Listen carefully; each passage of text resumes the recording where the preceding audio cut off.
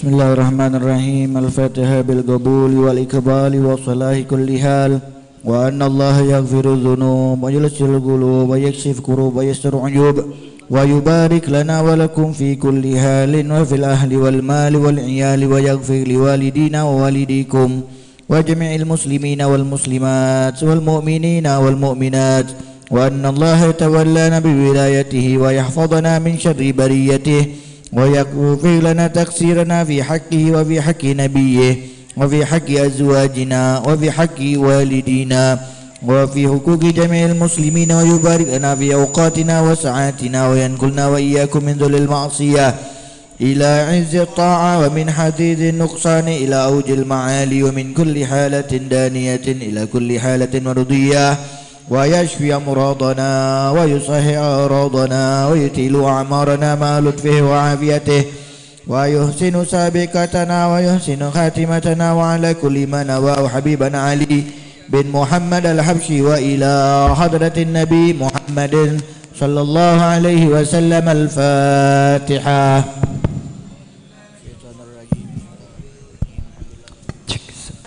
مالك يوم الدين إياك نعبد وإياك نستعين اهدنا الصراط المستقيم صراط الذين أنعمت عليهم غير المغضوب عليهم ولا الضالين آمين. أنا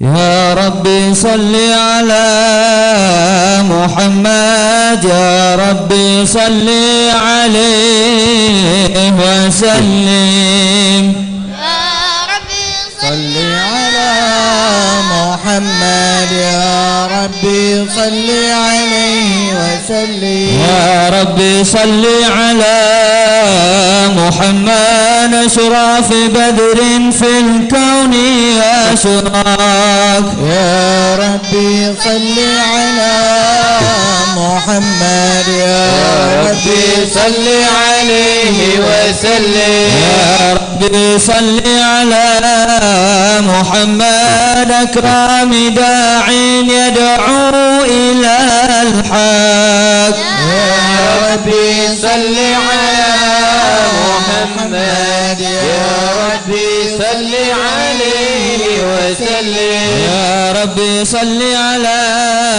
محمد المصطفى صادق المصدق يا ربي صل على محمد يا ربي صل عليه وسلم يا ربي صل على محمد أحلى الورى منطقا وصدق يا ربي صل على محمد يا ربي صل عليه وسلم يا ربي صل على محمد أفضل من بتقى تحقق يا ربي صل على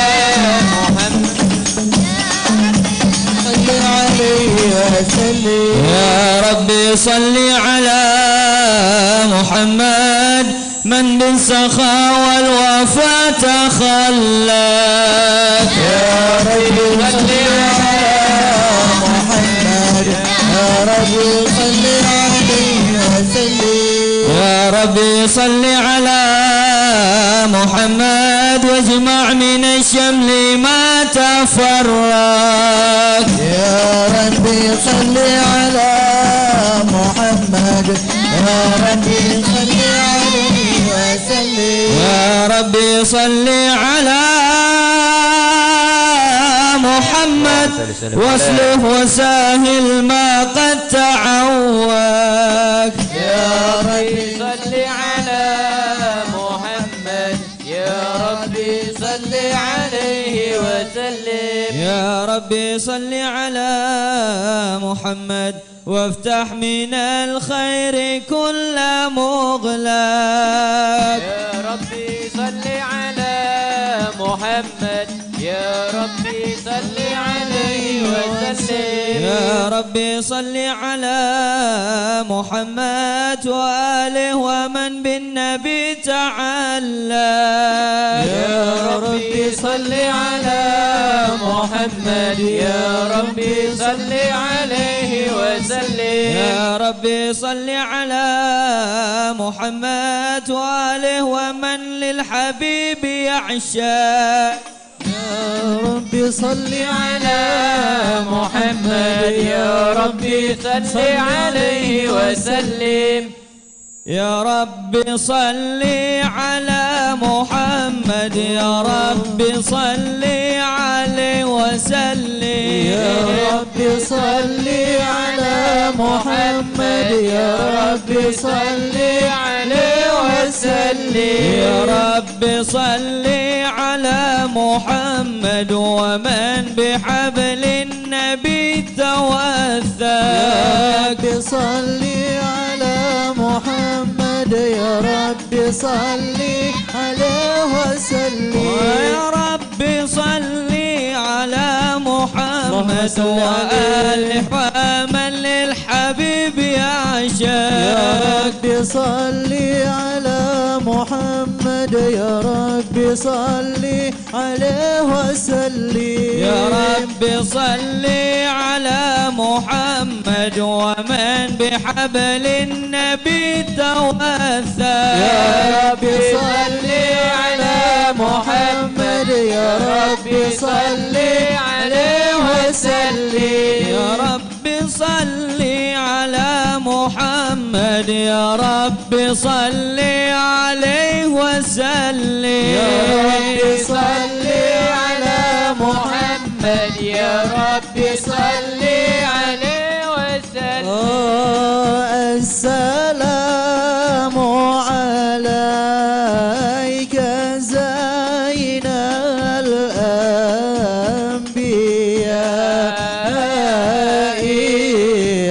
السلام عليك السلام عليك زين الأنبياء.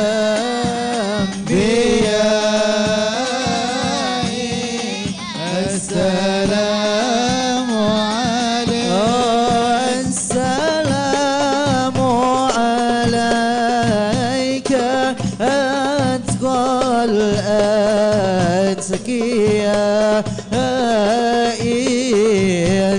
السلام عليك السلام عليك زين الأنبياء.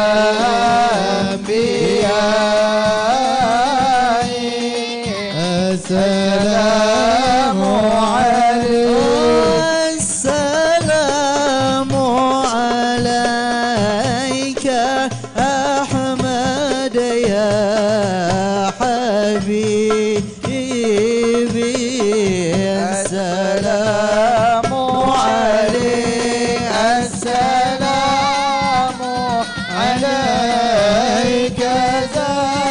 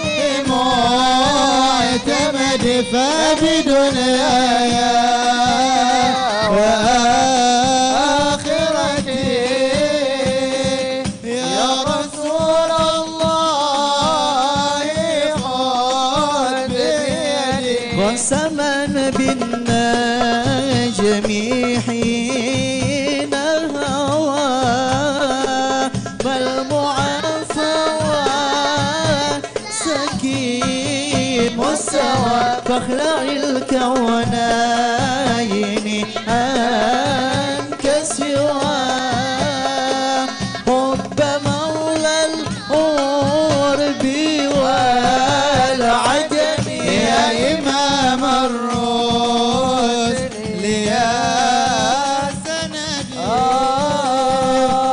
أنت باب الله معتمد فبدنياي وآخرتي يا رسول الله خذ بيدي. اللهم صل وسلم وبارك عليه وعلى آله. أعوذ بالله من الشيطان الرجيم. بسم الله الرحمن الرحيم. إنا فتحنا لك فتحا مبينا ليغفر لك الله ما تقدم من ذنبك وما تأخر ويتم نعمته عليك ويهديك صراطا مستقيما صلى الله عليه وينصرك الله نصرا عزيزا. لقد جاءكم رسول من أنفسكم عزيز عليه ما عنتم حريص عليكم بالمؤمنين رؤوف رحيم. يا رحيم. وإن تولوا فقل حسبي الله لا إله إلا هو عليه توكلت وهو رب العرش العظيم. يا عزيز. يا أيها النبي إنا أرسلناك شاهدا ومبشرا ونذيرا وداعيا إلى الله بإذنه وسراجا منيرا. صلى الله عليه. وبشر المؤمنين بأن لهم من الله فضلا كبيرا. محمد رسول الله والذين معه أشداء على الكفار رحماء بينهم تراهم ركعا سجدا يبتغون فضلا من الله ورضوانا. صلى الله عليه. سيماهم في وجوههم من أثر السجود ذلك مثلهم في التوراة ومثلهم في الإنجيل كزرع أخرج شطأه فآزره فاستغلظ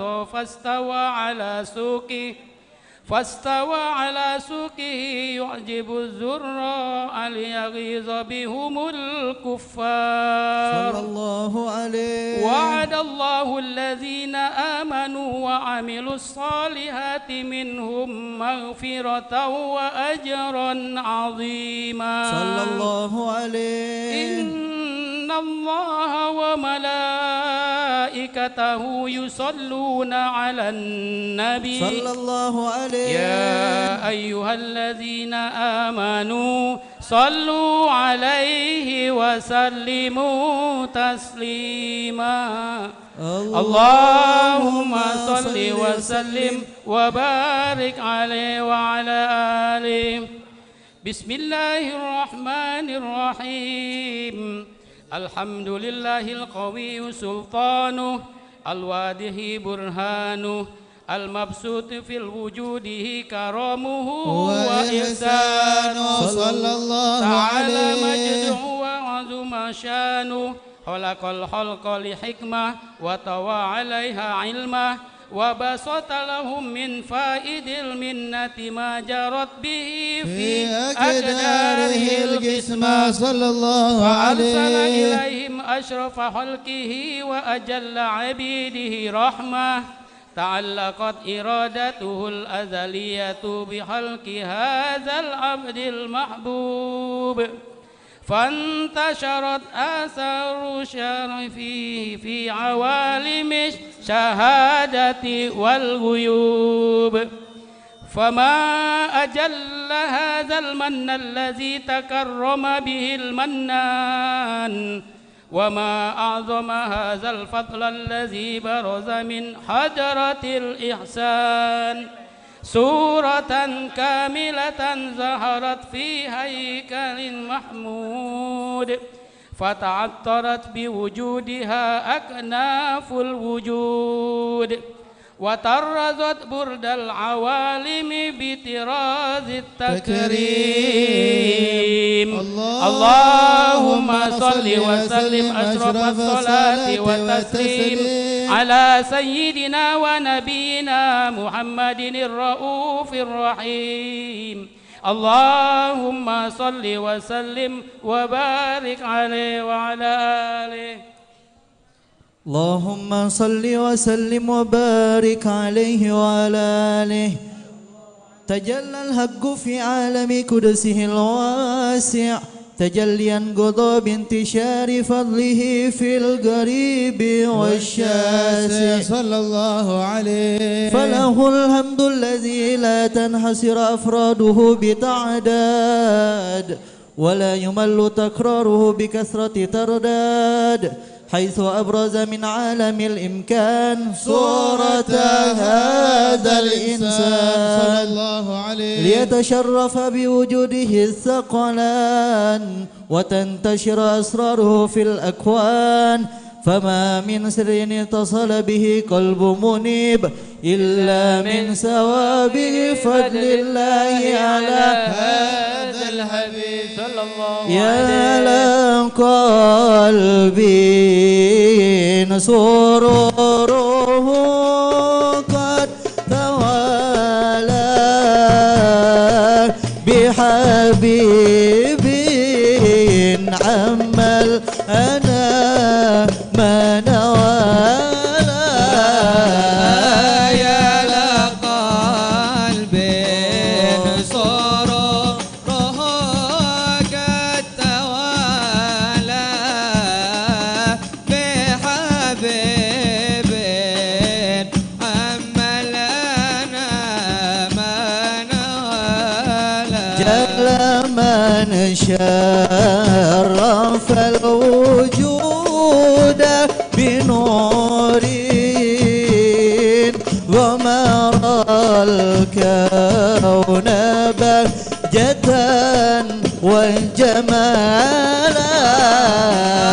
يا لقلبي سروره قد توالى بحبيب عملنا ما نوالا. قد ترقى في الحسن على مقامين وتناهى في مجده وتعالى.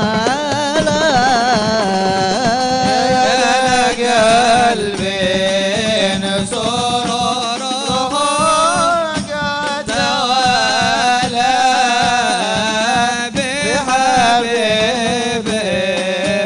عملنا ما نوالا.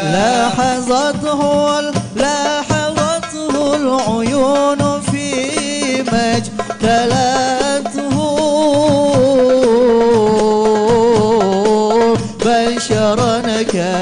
بشرا كاملا يزيح الضلالا. يا لقلبي سروره قد توالى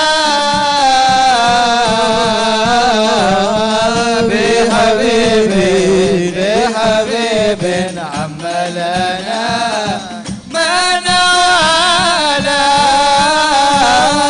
وهو من فوق علم ما قد رأته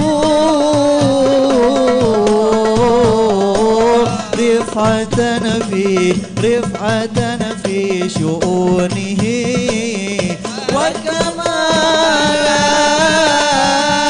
يا لقلب سروره قد توالى في حبيب عملنا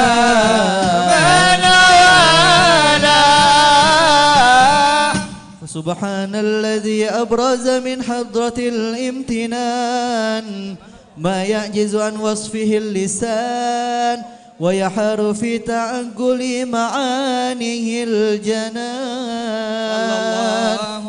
انتشر منه في عالم البطون والظهور ما ملأ الوجود الخلق يا نور فتبارك الله من إله كريم بشرتنا آياته في الذكر الحكيم ببشارة لقد جاءكم رسول من أنفسكم عزيز عليه ما عنتم حريص عليكم بالمؤمنين رؤوف رحيم فمن فاجته هذه البشارة وتلقها بقلب سليم فقد هدي إلى صراط مستقيم اللهم صل وسلم أشرف الصلاة وتسليم لنا ونبينا محمد الرؤوف الرحيم اللهم صل وسلم وبارك عليه وعلى آله اللهم صل وسلم وبارك عليه وعلى آله وأشهد أن لا إله إلا الله وحده لا شريك له شهادة يعرب بها اللسان عما تضمنه الجنان من التصديق بها والإذعان صلى الله عليه تثبت بها في الصدور من الإيمان قواعد وتلوه على أهل اليقين من سر ذلك الإذعان والتصديق شواهد صلى الله عليه وأشهد أن سيدنا محمدا العبد الصادق في قوله وفعله والمبلغ عن الله ما أمره بتبليغه لخلقه من فرضه ونفله عبد أرسله الله للعالمين بشيرا ونظيرا فبلغ الرسالة وأدى الأمانة وهدى الله به من الأمة بشرا كثيرا صلى الله عليه فكان في ظلمة الجهل للمستبصرين سراجا وقمرا منيرا فما أعظمها من منة تكرم الله بها على البشر وما أوسعها من نعمة انتشر سرها في البحر والبر صلى الله عليه اللهم صل وسلم بأجل الصلوات وأجمعها وأزكى التحية وأوسعها على هذا العبد الذي وفى بحق العبودية وبرز فيها في خلعة الكمال وقام بحق الربوبية في مواطن الخدمة لله وأقبل عليه آية الإقبال صلى الله عليه صلاة يتصل بها روح المصلي عليه به فينبسط في قلبه نور سر تعلقه به وحبه ويكتب بها بعناية الله في حزبه وعلى آله وصحبه الذين ارتقوا صحوة المجد بقربه وتفيأوا ظلال الشرف الأصلي بوده وحبه ما عتر الأكوان بنشر ذكراهم نصيب اللهم صل وسلم أشرف الصلاة وتسليم ونبينا محمد الرؤوف الرحيم اللهم صل وسلم وبارك عليه وعلى آله اللهم صل وسلم وبارك عليه وعلى آله أما بعد فلما تعلقت إرادة الله في علم القديم بظهور أسرار تحسيس بشر الكريم بتقديم وتكريم نفذت القدرة الباهرة بالنعمة الواسعة والمنة الغامرة فانفلقت بيد التصوير في العالم المطلق الكبير عن جمال المشهود بالعين حاو لوصف الكمال المطلق وحسن التام والزين فتلقى ذلك الجمال الميمون في الأسلاب الكريمة والبطون صلى الله عليه فما من صلب ضمة إلا وتمت عليه من الله النعمة فهو القمر التام الذي يتلقل في بروجه ليتشرف به موطن استقراره وموضع خروجه صلى الله وقد عليه قدت الأقدار أزالية بما قدت وأزهرت من سر هذا النور ما أظهرت وخصصت به من خصصت فكان مستقر في الأسلاب الفاخرة والأرحام الشريفة الطاهرة حتى برز في عالم الشهادة بشرا لا كالبشر ونورا احتير أفكاره زوره وبهر فتعلقت همة الحق لهذه الحروف بأن يركم في هذا القرطاس ما هو لديه من عجائب ذلك النور معروف صلى الله عليه لا تسي بعشر معشار أوصاف ذلك الموصوف تشويقا للسامعين من خواص المؤمنين وترويحا للمتعلقين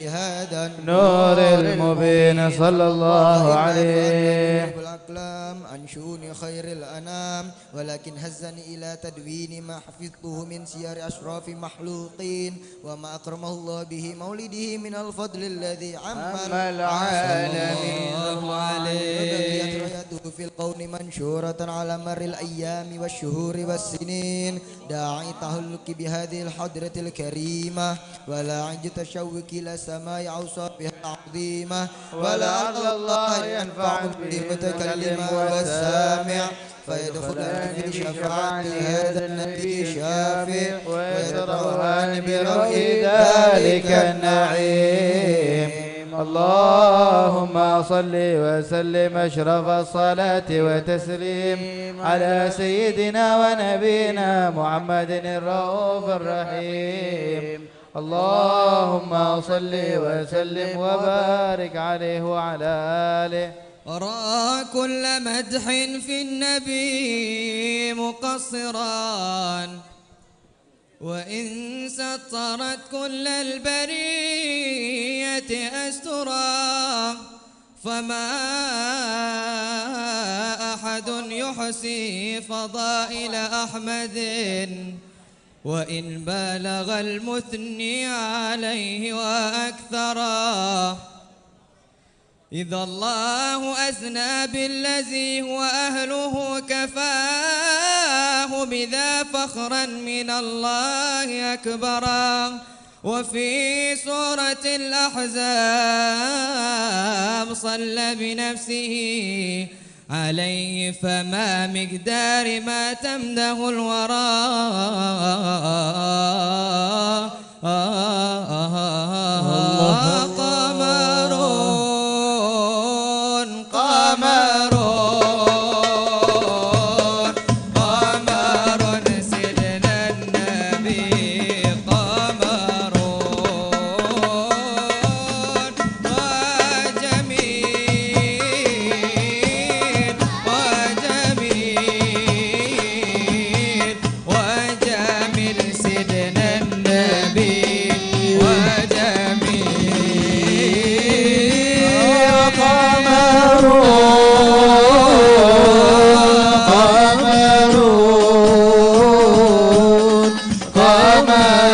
سيدنا النبي قمر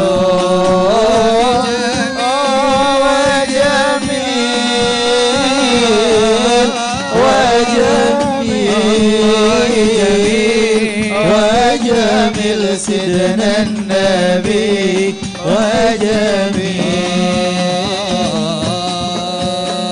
وكف المصطفى كالورد نادي الله الله عطرها يبقى إذا ما استدادي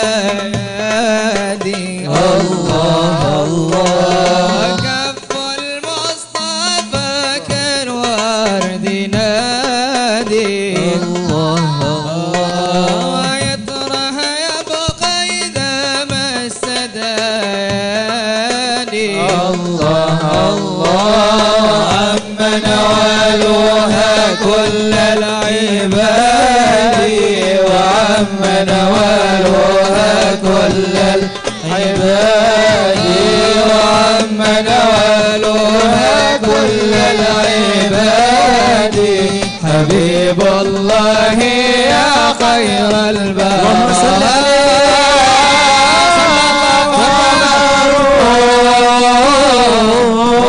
قمر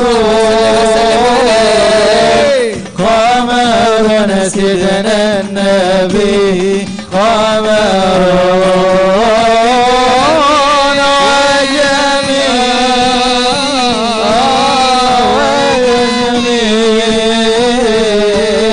وجميل سيدنا النبي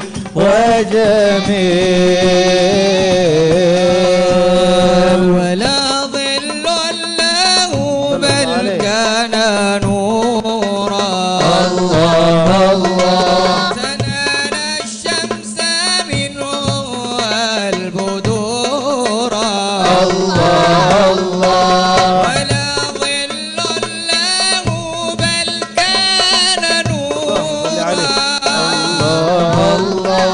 تنال الشمس منه والبدورا لم يكن الهدى لولا ظهورا ولم يكن الهدى لولا ظهورا ولم يكن الهدى لولا ظهورا وكل الكون أنار بنور قمر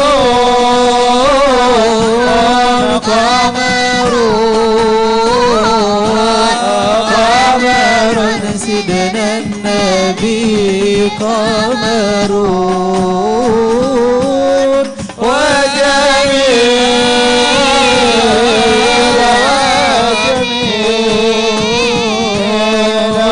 وجميل سيدنا النبي وجميل يا إمام الرسل يا سندي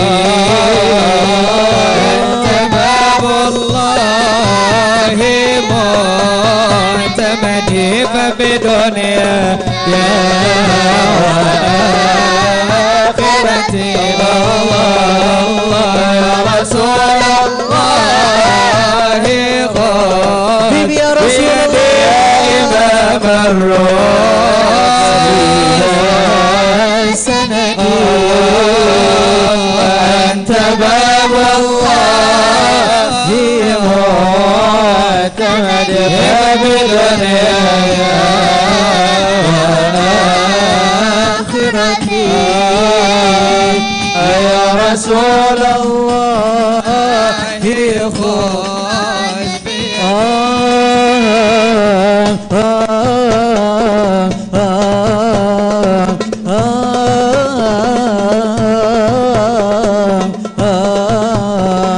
قسما بنا جميع نهوى المعافى سقيم سوى فاخلع الكونين عنك سوى حب مولى العرب والعجم إمام الرسل يا سندي أنت باب الله معتمد فبدنياي وآخرتي يا رسول الله خذ بيدي وما رأت عين وليس ترى مثل طه في الورى بشرا ما رأت عين وليس ترى مثل طه في الورى بشرا خير من فوق السماء ترى طاهر الأخلاق شيمي يا إمام الرسل يا سندي أنت باب الله معتمد فبدنياي وآخرتي يا رسول الله خذ بيدي إذا اجتمعنا وذكر الله بحجاتنا وأنسنا أينما كنا في ذكراه سبحان من ذكره عز لذاكره فهو الجالس له الله الله كن لطفا بنا في كل نازلة لطفا جميلا به الأحوال تنحسره سبحان من ذكره عز لذاكره فهو الجالس له الله الله أهل الوفاء لمن وفاهم إن رمت تحيا فاقصد حماهم أهل الوفاء لمن وفاهم إن رمت تحيا فاقصد حماهم أهل الوفاء الله لمن وفاهم إن رمت تحيا فاقصد حماهم صل وسلم الله ربي وأنعم صل وسلم ربي وأنعم وجد وأكرم لمصطفاه أهل الوفاء لمن وفاهم إن رمت تحيا فقصد حماهم أهل الوفاهم لمن وفاهم إن رمت تحيا فقصد حماهم اللهم صل وسلم وبارك عليه وعلى آله اللهم صل وسلم وبارك عليه وعلى آله. وقد آن للقلم أن يهض ما هرجته فيه الأنامل مما استفاده فهمه من صفات هذا العبد المحبوب الكامل صلى الله عليه وشمائله التي هي أحسن الشمائل.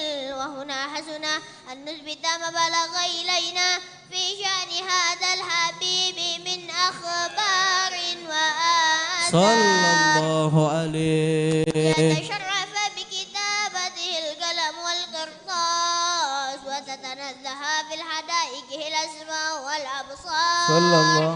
وقد بلغنا في الأحاديث المشهورة أن أول شيء خلقه الله هو النور مودع في هذه السورة صلى الله عليه. فنور هذا الحبيب أول مخلوق برز في العالم ومنه تفرع الوجود خلقا بعد خلق فيما حدث وما تقدم صلى الله عليه. وقد أخرج عبد الرزاق بسناده عن جابر بن عبد الله الأنصاري رضي الله عنهما قال قلت يا رسول الله بأبي وأمي أخبرني عن أول شيء خلقه الله الله قبل الأشياء.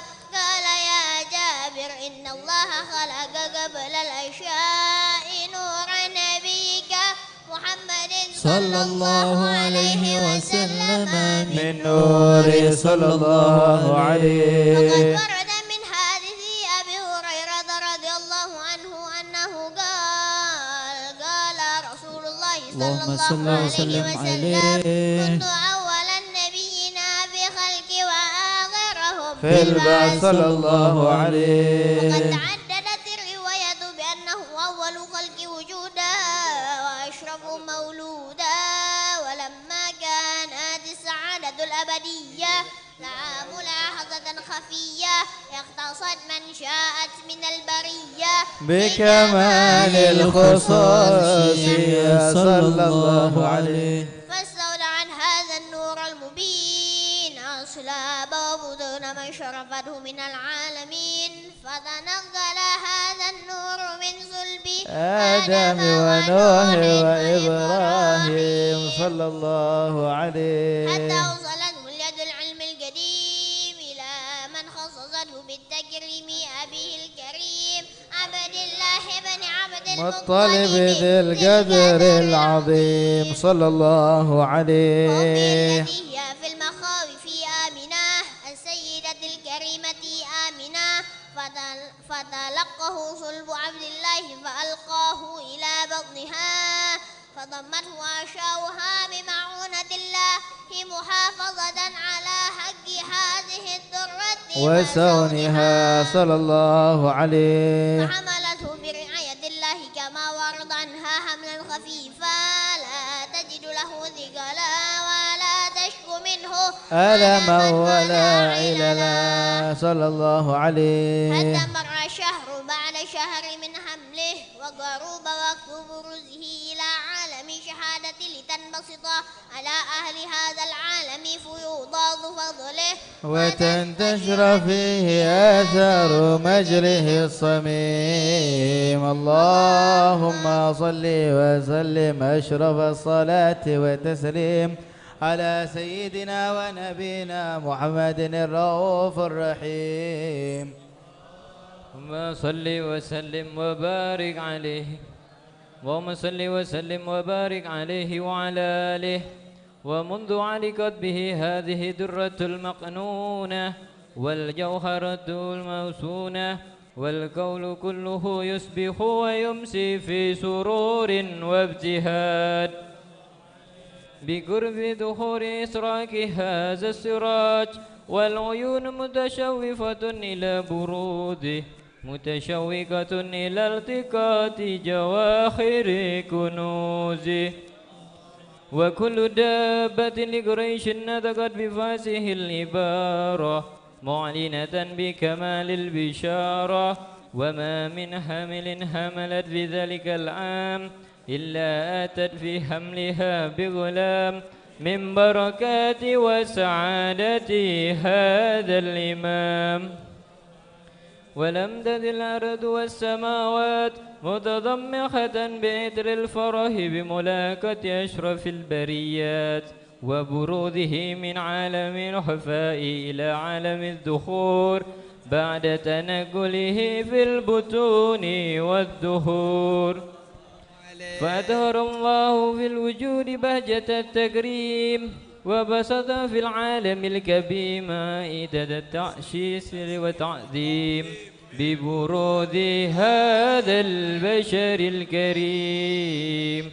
اللهم صل وسلم أشرف الصلاة وتسليم على سيدنا ونبينا محمد الرؤوف الرحيم. اللهم صل وسلم وبارك عليه وعلى آله.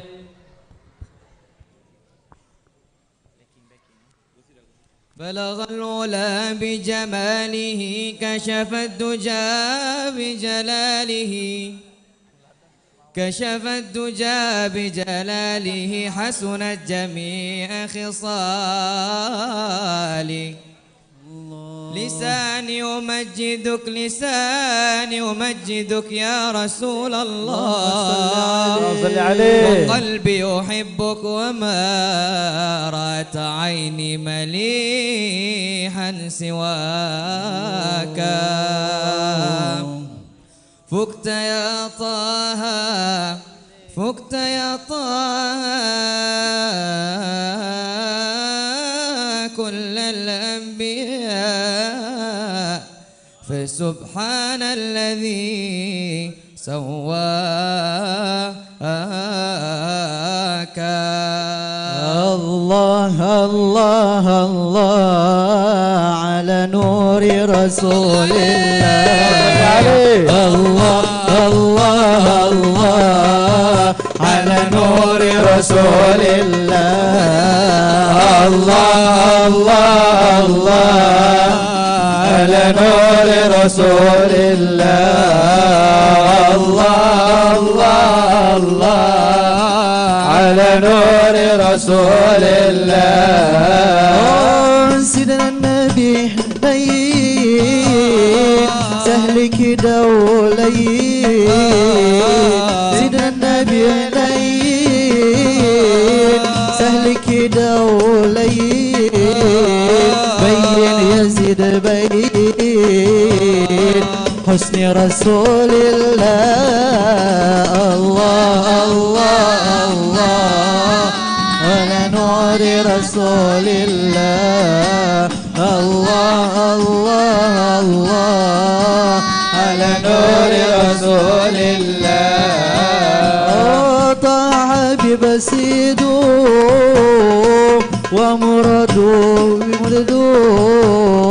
طه حبيب سيدو ومرادو ويردو وللتي زدو رفع مدد في الله الله الله الله على نور رسول الله الله الله الله على نور رسول الله إن في الجنة نهرا من لبن لعلي وحسين وحسن لعلي وحسين وحسن إن في الجنة نهرا باللبن لعلي وحسين وحسن لعلي وحسين وحسن اللهم صل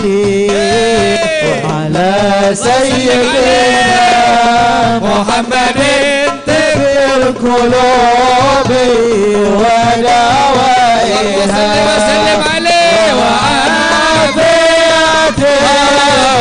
أبدا وشفائها ونور الأبصار وضيائها وعلى آله وصحبه وسلم اللهم صل على سيدنا محمد طب القلوب ودوائها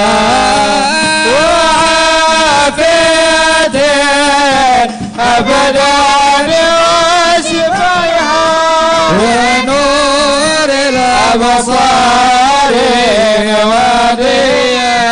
وضيائها وعلى آله وصحبه وسلم بشرى لنا نلنا المنى زل العنا وفلهنا بشرى لنا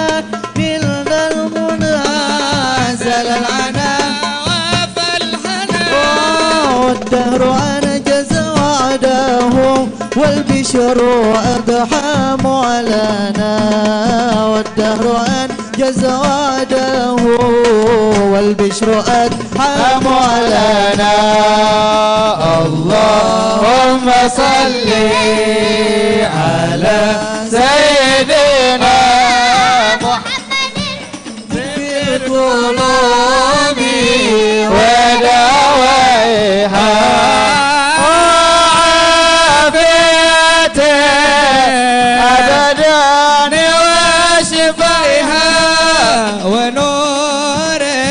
أبصاري وديائها وعلى آله وصحبه وسلم. اللهم صل وسلم على سيدنا محمد صاحب البشرى صلاة تبشرنا بها وأهلنا وأولادنا وجميع مشايخنا ومعلمينا وطالبتنا وطالبتنا من يومنا هذا إلى يوم الآخرة. اللهم صل على سيدنا محمد صاحب البشرى صلاة تبشرنا بها أهلنا وأولادنا وجميع مشايخنا ومعلمينا وطالبتنا وطالبتنا من يومنا هذا إلى يوم الآخرة. ربنا آتنا في الدنيا حسنة وفي الآخرة حسنة وقنا عذاب النار. ربنا آتنا في الدنيا حسنة وفي الآخرة حسنة وقنا عذاب النار. اللهم صل وسلم وبارك عليه وعلى آله. اللهم صل وسلم وبارك عليه وعلى آله.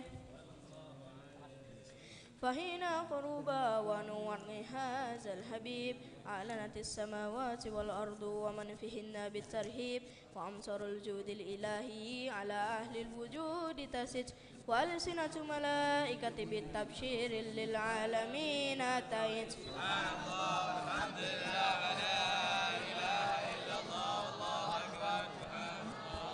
لا إله إلا الله والله أكبر سبحان الله والحمد لله ولا إله إلا الله والله أكبر. والقدرة كشفت قنا هذا المستور ليبرز نوره كاملا في علم الزهور نورا فاق كل نور صلى الله عليه. وأنفذ الحق الهمة على من أتم الله عليه النعمة من خواص الأمة أن يحضر عنده عليه الأمة تأنيسا لجنابها المسعود ومشاركة لها في هذا السمات الممدود صلى الله عليه. فحضرت بتوفيق الله سيدة مريم وسيدة آسيا ومعهما من النور العين من قسم الله له من الشرف بالقسمات الوافية فأتى الوقت الذي رتب الله على وجود هذا المولود فانفلق سبه الكمال من النور عن عمود وبرز الحامل المحمود مذعنا لله بالتعظيم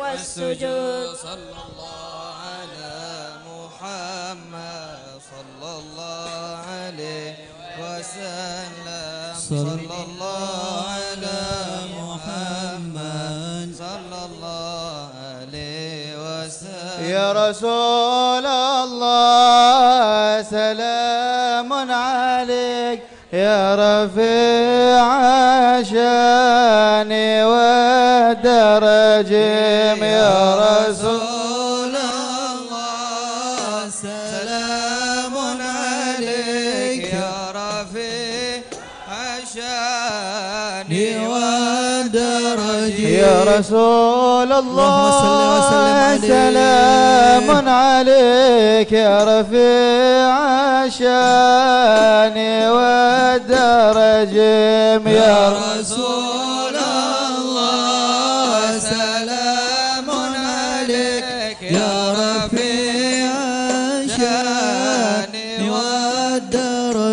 بيت أنت ساكنه ليس محتاجا إلى سرج يا رسول الله سلام عليك يا رفيع الشان والدرج يا نبي سلام عليك يا رسول سلام عليك الله يا حبيب سلام عليك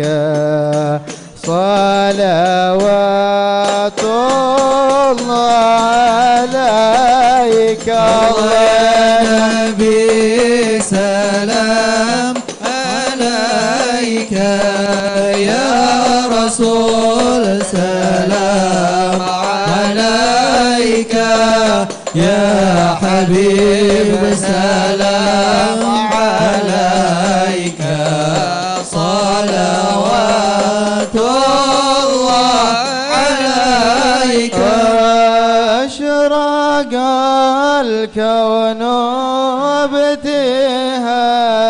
ابتهاجا بوجود المصطفى أحمد ولأهل الكون أنسر وسرور قد تجدد الله يا نبي سلام عليك يا رسول سلام عليك يا حبيب سلام عليك صلوات الله عليك فطربوا يا حلال مثاني فهزاروا ليمن غرت واستضيئوا بجمال فقف الحسن تفرد الله يا نبي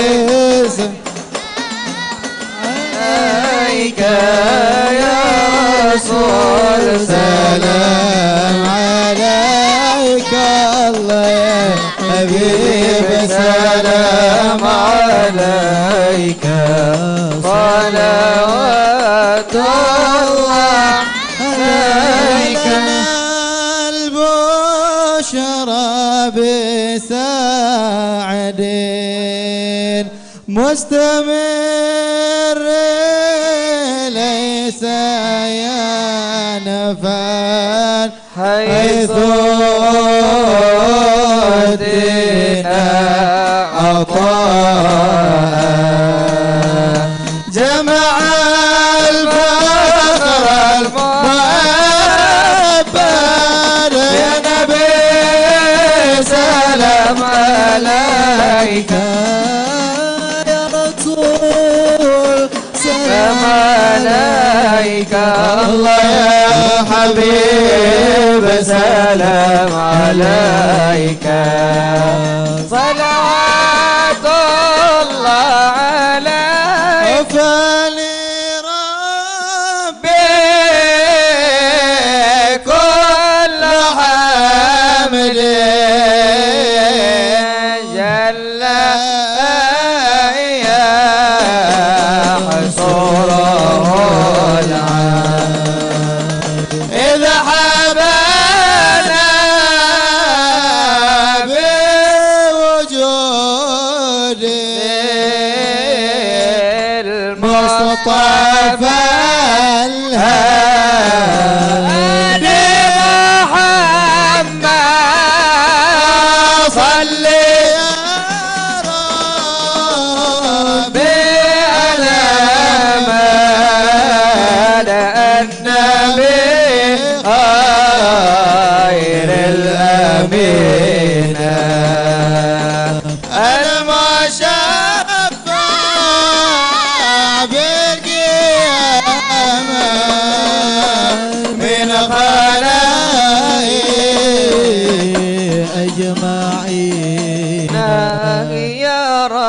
رسول الله أهلا بك إن بك نسعد الله بجاهي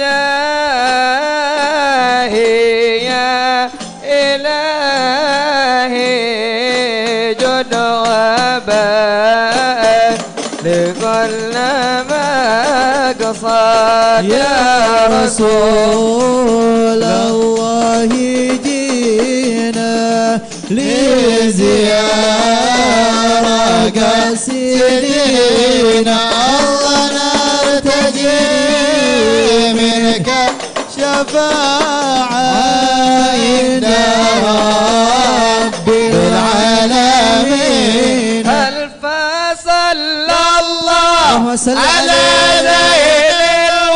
الوجود من سكن طيبا وخيم في زرود ألف صلى وجودي من سكن طيبا وخيم في زرود واهدينا نهج سبيل نهج سبيل كي به نسعد ونرشد ونرشد. فصلى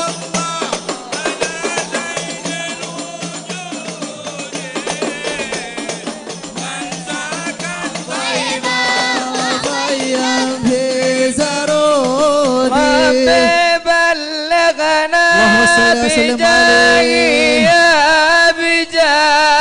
بجاهي في جوار خير مكعد خير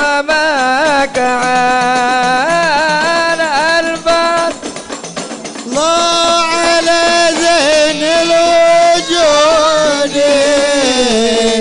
من سكن طيبة وخيم في زرود. صلى الله على محمد اللهم صل وسلم يا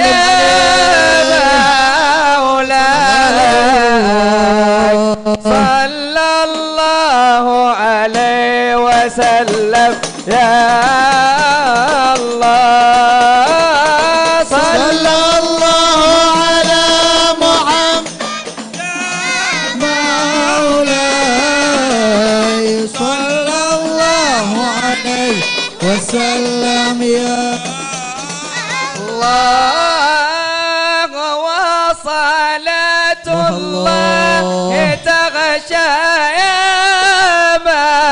مولاي أشرف الرسل محمد يا الله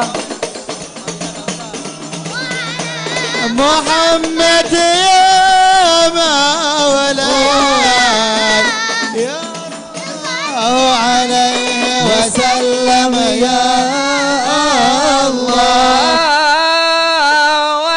وسلام مستمر يا مولاي كل حين تجدد يا الله صلى الله محمد يا مولاي يا رب صل عليه وسلم يا الله. اللهم صل وسلم وبارك عليه وعلى آله.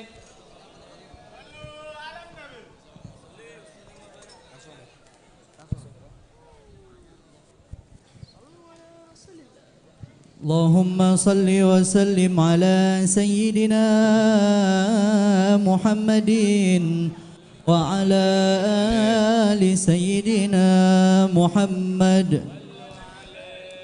يا رسول الله قلبي يحب في فؤادي لك لقاه قوية يا رسول الله قلبي يحبك في فؤادي لك لقاه قوية يا رسول الله يا رسول الله أدريك عبيدك شوفه غارق في بحور البلية يا رسول الله انقذوه من كل ما فيه مهلك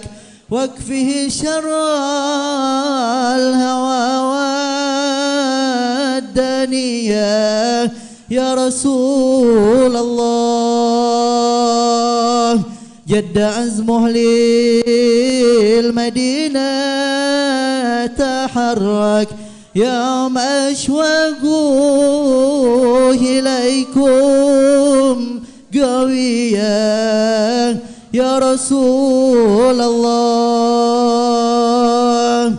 يرتجي للقلب فيه يفتك لأجل يترقى مراقي عليا يا رسول الله قد بقي حيران يرتابه الشك يوم شفي الوجوه الراضية يا رسول الله واقبضوا بيديه إلى خير مسلك وامنه الكروف التابعية يا رسول الله قد أتى قاصد إليكم وترك لأجلكم أشواله الدنيوية يا رسول الله يا في الروضة هو اليوم الأبرك فرحة المؤمن زيارة نبيه يا رسول الله أنت حبل الله من بيتمسك نل كل القصيد والأمنية ثم صلى الله على في فلك الرسول الطهار خير البرية يا رسول الله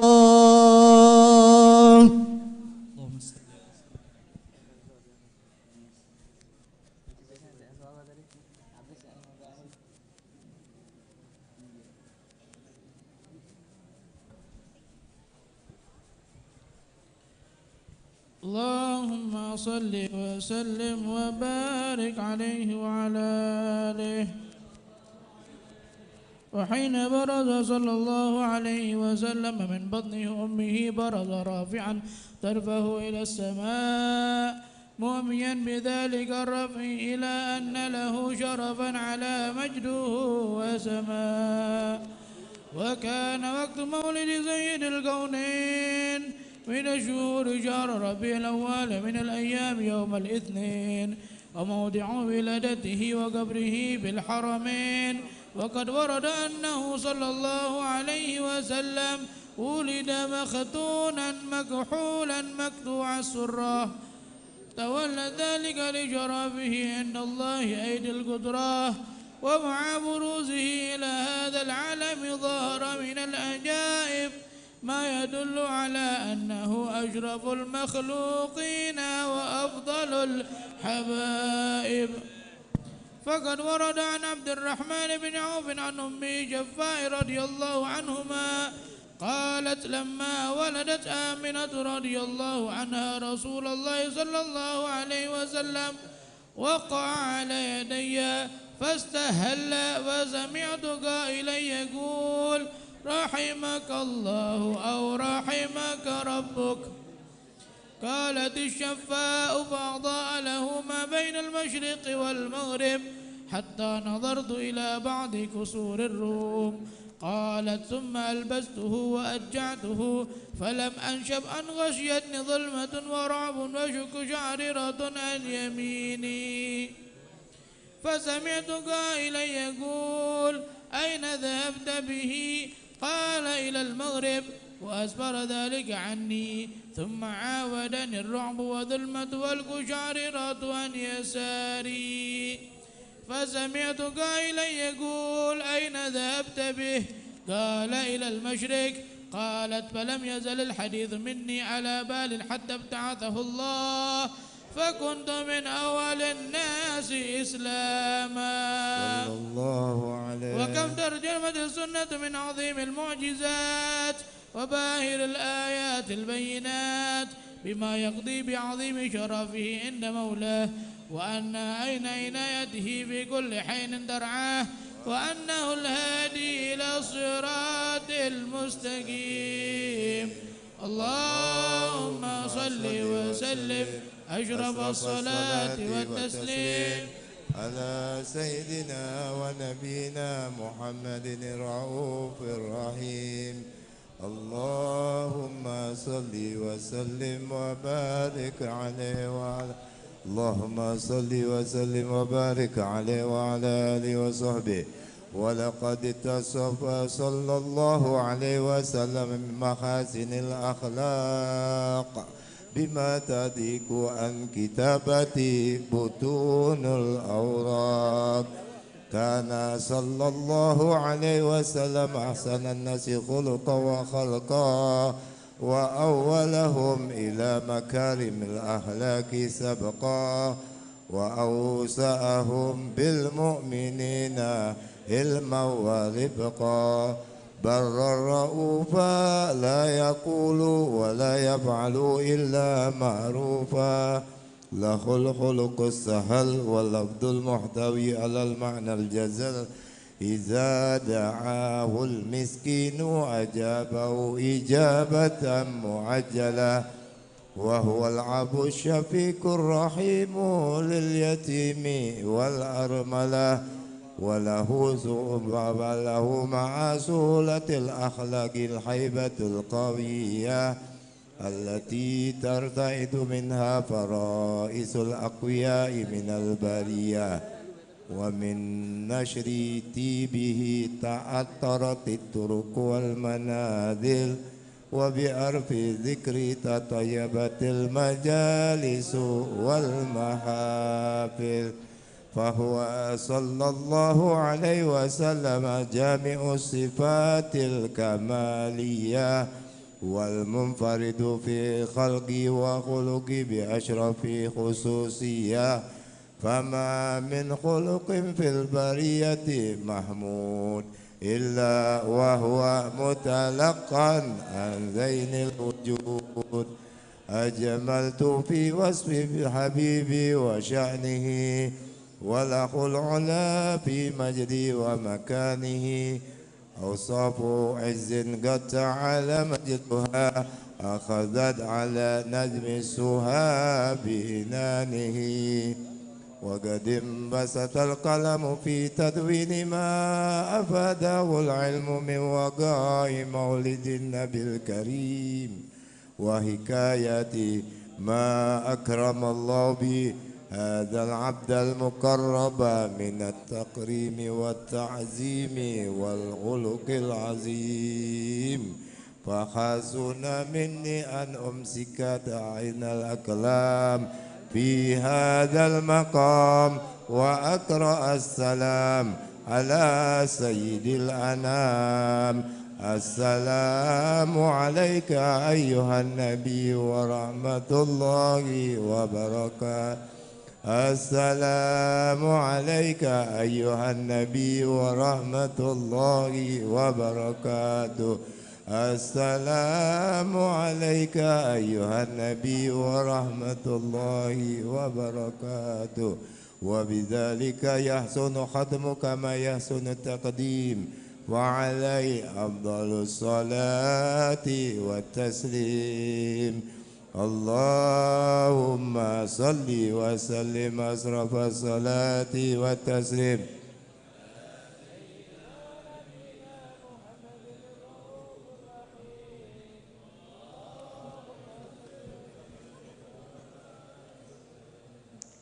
بسم الله الرحمن الرحيم.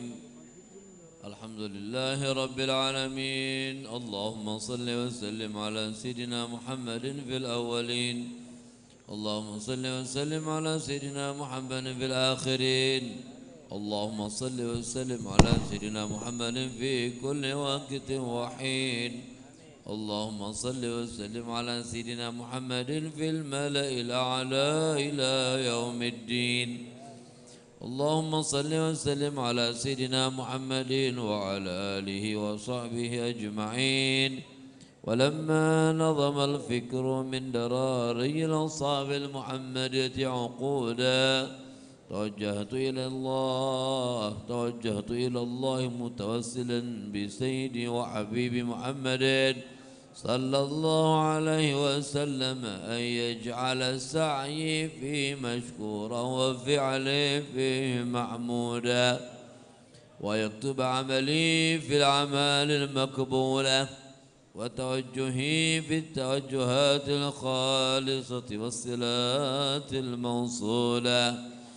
اللهم يا من إليه تتوجه الآمال فتعود ظافرة، وعلى باب عزته تحط الرحال فتغشاها منه الفيوضات الغامرة.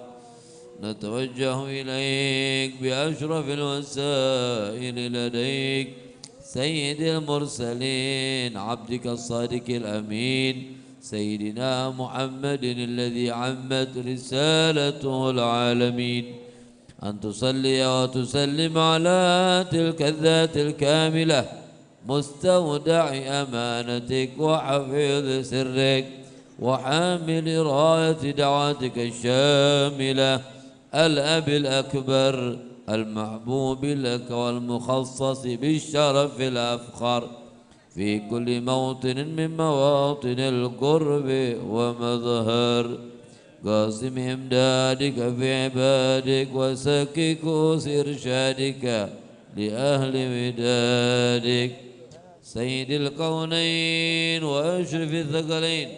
وأشرف الثقلين العبد المحبوب الخالص المخصوص منك بأجل الخصائص. اللهم صل وسلم عليه وعلى آله وأصحابه وأهل حضرة اقترابه من أحبابه. اللهم إنا نقدم إليك جاه هذا النبي الكريم، ونتوسل إليك بشرف مقامه العظيم أن تلاحظنا في حركاتنا وسكناتنا بعين عنايتك، وأن تحفظنا في جميع أطوارنا وتقلباتنا بجميل رعايتك وأحسن وقايتك، وأن تبلغنا من جميع شرف القرب إليك وإلى هذا الحبيب غاية آمالنا، وتتقبل منا ما تحركنا فيه من نياتنا وأعمالنا، وتجعلنا في حضرة هذا الحبيب من الحاضرين، وفي طريق اتباعه من السالكين، ولحقك وحقه من المؤدين، ولعهدك من الحافظين. اللهم إن لنا أطمعا في رحمتك الخاصة فلا تحرمنا، وظنونا جميلة هي وسيلتنا إليك فلا تخيبنا.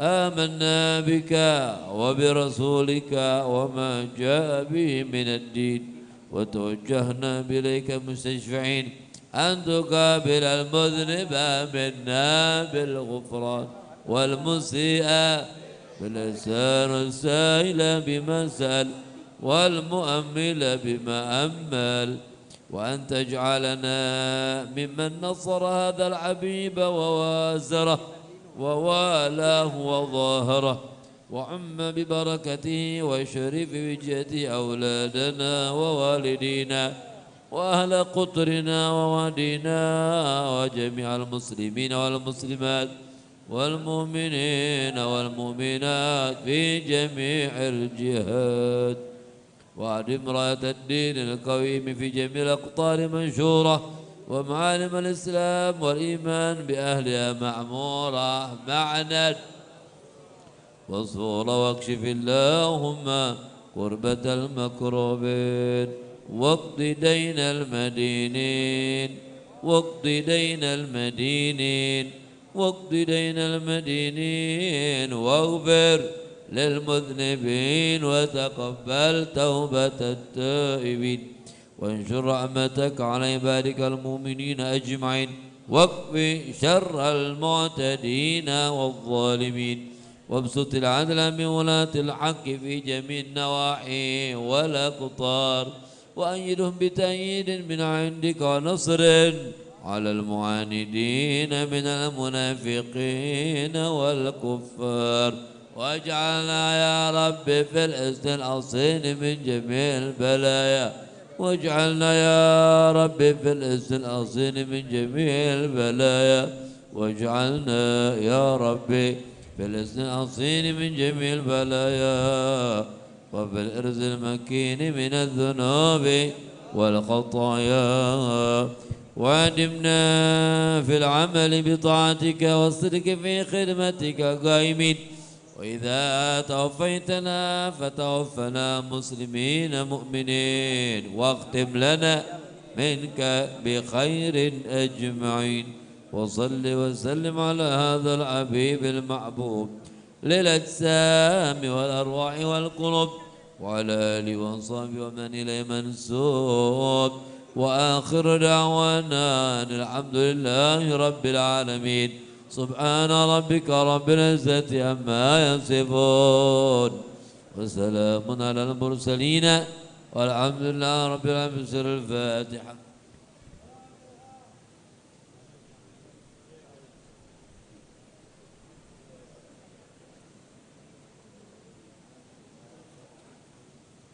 تقبل منا إنك برحمتك يا رحمن الرحيم وصلى الله وسلم الحمد لله رب العالمين. قبول. بسم الله الرحمن الرحيم. Assalamualaikum warahmatullahi wabarakatuh.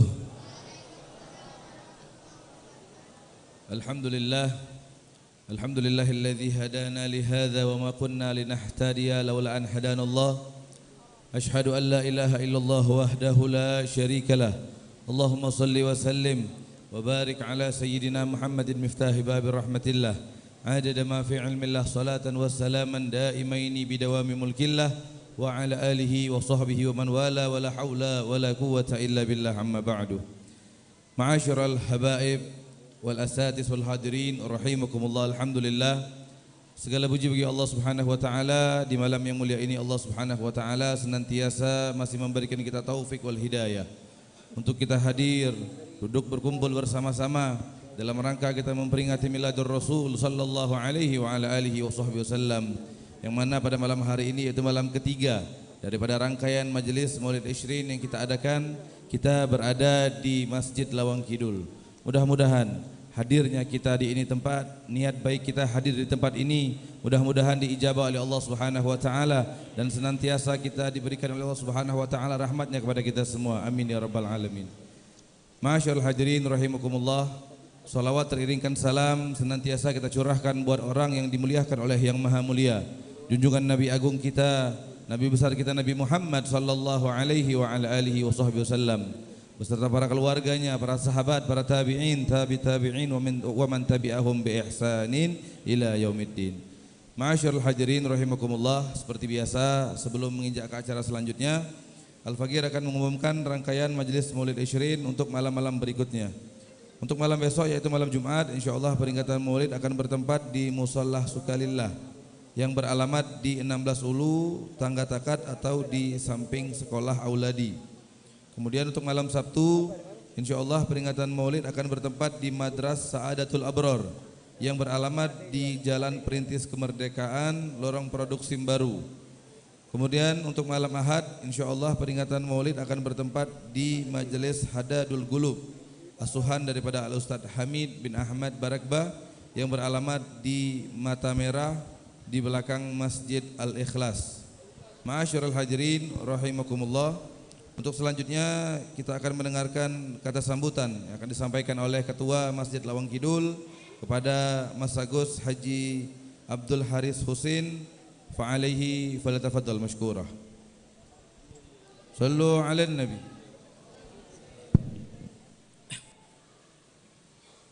Assalamualaikum warahmatullahi wabarakatuh. Bismillahirrahmanirrahim. Alhamdulillahi rabbil alamin. Assalatu wassalamu ala asyrafil anbiya wal mursalin wa ala alihi wa sahbihi ajma'in, amma ba'du. Yang sama-sama kita muliakan, kita hormati para habaib, para alim ulama, para tokoh agama, tokoh masyarakat yang di sini hadir, Al-Habib Umar bin Muhammad Al-Munawwar, dan masih banyak lagi habib-habib yang lain yang tidak bisa saya sebutkan satu persatu, dan yang akan memberikan mau'izatul hasanah insyaallah Al-Habib Alwi bin Abu Bakar Al-Habsyi yang saya muliakan, yang saya hormati, dan para asatidz yang tidak bisa saya sebutkan satu persatu tanpa mengurangi rasa hormat dan takzim saya pada beliau-beliau semua. Dan juga hadir di tengah-tengah kita Bapak Camat Kecamatan Ilir Timur 2, Bapak Muhammad Irman SSTP MSI. Nah, ini beliau Pak Camat kita. Masjid Lawang Kidul ini di wilayah Kelurahan Lawang Kidul, jadi di bawah naungan Bapak Camat Kecamatan Ilir Timur 2. Jadi sudah seyogyanya lah kita mengundang daripada unsur pemerintahan dan juga unsur pemerintahan dari Kelurahan Lawang Kidul ataupun yang mewakili unsur Kapolsek ataupun yang mewakili, yang tidak bisa saya sebutkan satu persatu tanpa mengurangi rasa hormat dan takzim saya. Para hadirin, para pecinta-pecinta Rasulullah sallallahu alaihi wasallam, marilah kita bersyukur kehadirat Allah SWT yang pada malam ini kita dikumpulkan oleh Allah Subhanahu wa taala di tempat yang mulia, yaitu di masjid yang kita cintai ini, Masjid Lawang Kidul. Masjid Lawang Kidul ini salah satu masjid yang didirikan oleh datuk kami Kiai Mas Agus Haji Abdul Hamid bin Kiai Mas Agus Haji Mahmud. Ada lagi satunya masjid di dekat makam beliau, yaitu Masjid Kiai Marogan. Masjid Lawang Kidul ini 10 tahun setelah didirikan Masjid Kiai Marogan, baru masjid ini didirikan. Jadi lebih tua 10 tahun Masjid Kiai Marogan daripada Masjid Lawang Kidul ini.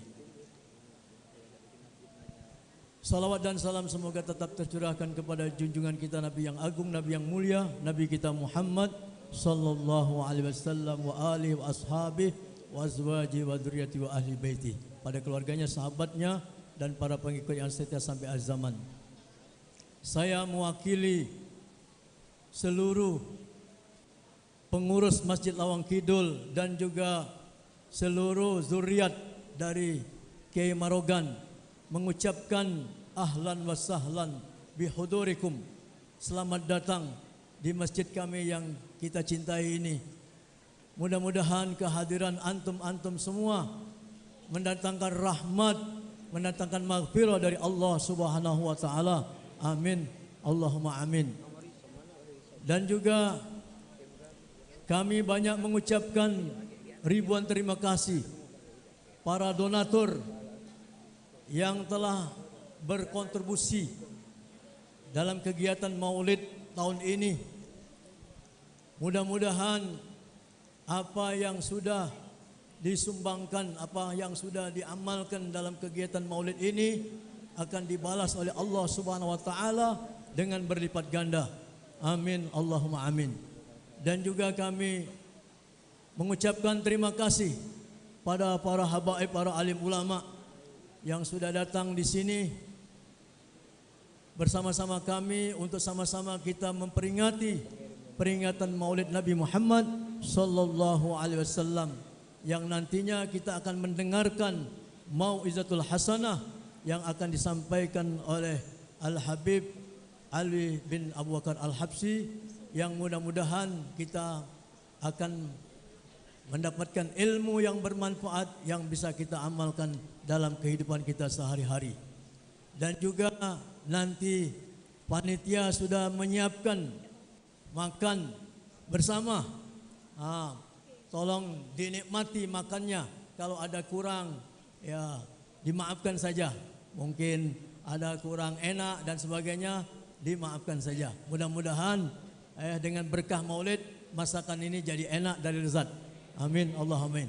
Itu saja, kurang lebih mohon maaf. Wabillahi taufiq wal hidayah. Assalamualaikum warahmatullahi wabarakatuh.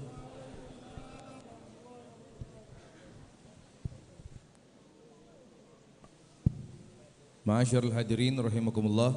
Selanjutnya marilah sama-sama kita dengarkan Mau'idatul Hasanah yang insyaallah pada kesempatan malam hari ini akan disampaikan oleh Fadilatul Ustaz Alwi bin Abu Bakar Al-Habsyi. Fa'alaihi falyatafaddal mashkurah. Sallu 'alan nabi.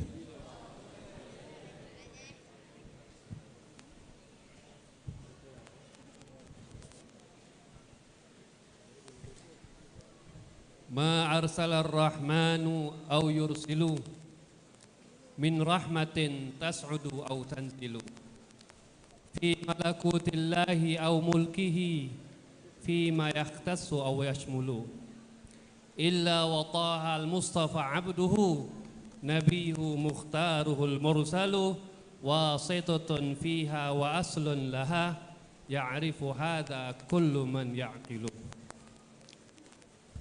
Bismillahirrahmanirrahim. Alhamdulillahi syarrafal amama bisahibi magamil a'la. Wa usalli wa usallim ala habibil mustafa nabiil mujtaba sayyidina wa habibana Muhammadin sallallahu alaihi wa alihi wa sallam wa ala alihi wa sahbihi wa man ala darbihi masya. Amma ba'du, subhanaka la ilma lana illa ma 'allamtana innaka antal alimul hakim.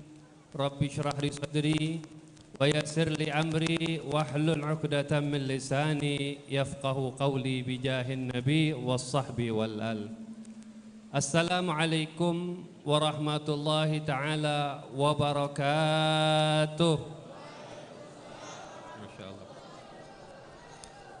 Yang pertama-tama kita muliakan daripada para habaib, asatid, kiaiat yang hadir daripada majlis Maulid ini, yaitu yang daripada ketua daripada majlis Maulid Ishrin Al-Habib Umar bin Muhammad Al-Munawwar, dan para habib yang lainnya, Habib Ali bin Abdullah bin Hamid, dan para asatid yang di sini yang tidak bisa Al-Faqir sebutkan satu persatu namanya, tapi itu tidak semua mengurangi daripada kedudukan mereka. Mudah-mudahan Allah Subhanahu wa taala selalu memberikan mereka taufik hidayah. Allah berikan mereka panjang umur, sehat afiat. Allah Subhanahu wa taala mudahkan semua urusannya dan selalu bisa untuk membimbing kita semua. Amin ya rabbal alamin. Dan di sini juga ada Bapak Camat kita juga datang ke sini turut hadir. Mudah-mudahan Allah Subhanahu wa taala berikan beliau amanah istiqomah agar bisa selalu untuk menjalankan membantu aktivitas Islam, yang mana dengan itu insyaallah Allah Subhanahu wa taala akan turunkan rahmatnya. Amin ya rabbal alamin. Dan tidak lupa juga kita daripada ketua daripada Masjid Mu'arrogan ini, Ayy Abdul Haris, yang mana beliau ini Masya Allah melanjutkan estafet daripada datuk beliau tempat masjid yang mulia, yang mana di sini berapa banyak ilmu agama yang telah disebarkan. Ketika pengurus tersebut memberikan estafet, memberikan jalan untuk di situ menebarkan ilmu, maka itulah orang yang beruntung. Ketika orang tersebut Allah Subhanahu wa taala bukakan jalan untuk memakmurkan masjid, maka itulah Allah Subhanahu wa taala menginginkan orang-orang tersebut kebaikan. Mudah-mudahan daripada keluarga, daripada Kiai Marogan, semuanya ini Allah Subhanahu wa taala berikan mereka taufik, hidayat, Allah selalu berikan menjaga mereka dan selalu dalam keadaan jalan datuk-datuk mereka dan bakal bertemu kelak nanti di kiamat bersama datuknya. Amin ya rabbal alamin. Masyarul hadirin, para tetamu baginda Nabi Muhammad sallallahu alaihi wasallam yang bangga akan kelahirnya baginda Nabi Muhammad sallallahu alaihi wasallam, mudah-mudahan kalian semua mendapatkan curahan rahmat dari Allah Subhanahu wa taala, mendapatkan daripada kegampangan kehidupan, dan Allah Subhanahu wa taala berikan kita semua husnul khatimah. Amin ya rabbal alamin. Di luar hujan, ya dulu alamatul qabul, menunjukkan tanda diterimanya pujian kita kepada baginda Nabi Muhammad sallallahu alaihi wasallam. Rahmat turun, luar turun, di dalam pun juga ikut turun. Mudah-mudahan tanda ini ketika kita memuji baginda Nabi Muhammad, di luar dapat kebagian rahmat, dalam pun juga rahmatnya rahmat zahir dan batin insyaallah. Masyarul hadirin yang dimuliakan oleh Allah Subhanahu wa taala, begitulah kita umat baginda Nabi Muhammad sallallahu alaihi wasallam yang diperintahkan oleh Allah Subhanahu wa taala untuk bangga dengan nabi kita, yang diperintahkan oleh Allah Subhanahu wa taala untuk senang bahagia dalam menyambut baginda Nabi Muhammad sallallahu alaihi wasallam.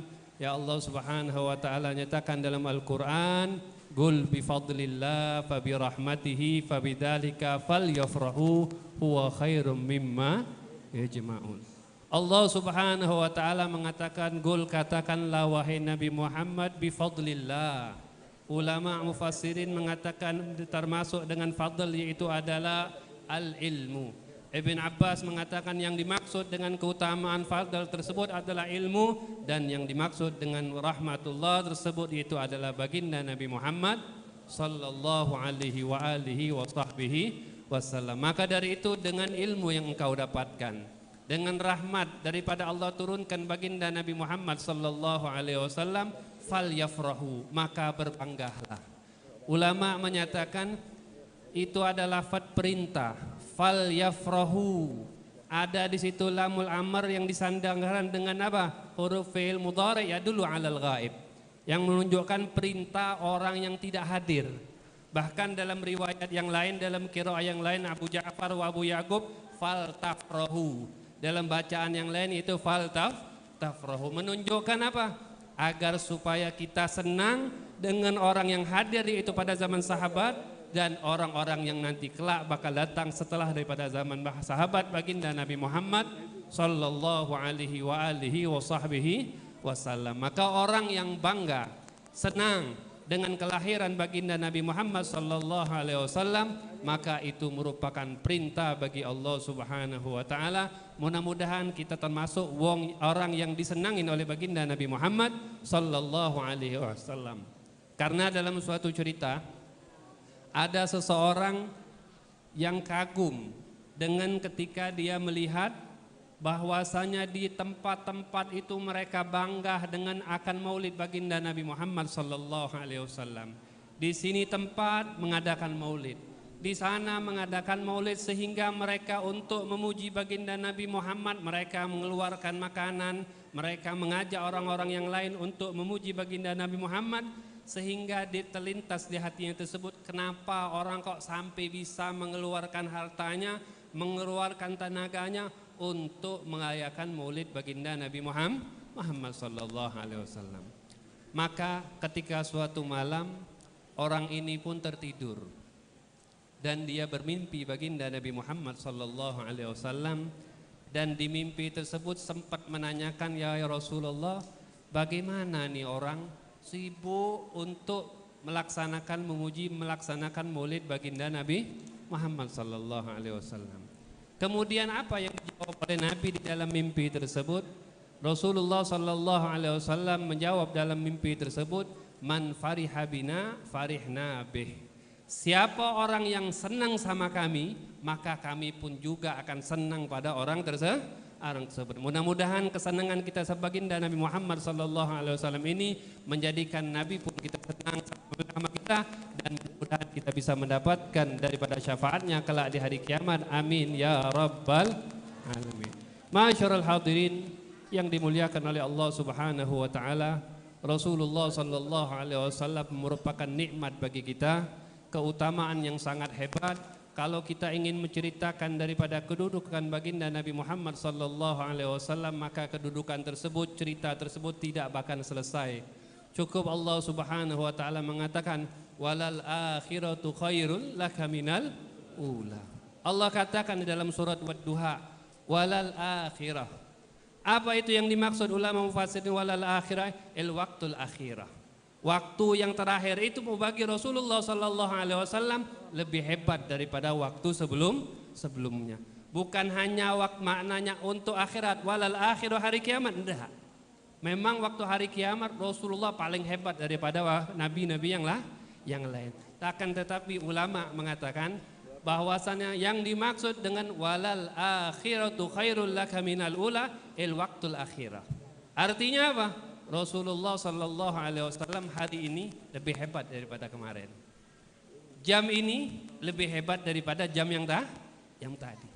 Menit ini Rasulullah lebih hebat daripada menit yang tadi. Bahkan detik ini Rasulullah lebih hebat daripada detik sebelumnya. Sallallahu alaihi wa alihi wa sahbihi wasallam. Apalagi Allah Subhanahu wa taala menyatakan di akhir daripada surat Kahfi bahwasanya Allah Subhanahu wa taala mengatakan dalam akhir daripada surat Kahfi, yaitu Allah Subhanahu wa taala mengatakan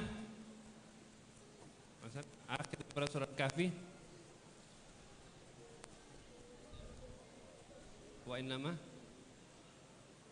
qablu akhir syarat. Yang mana Allah Subhanahu wa taala innama ana basyarun mithlum yuha ilaikum annama ilaikum ilahun wa antum tajannun. Allahumma shalli. Ma astahdir daripada surat Al-Kahfi. Artinya apa?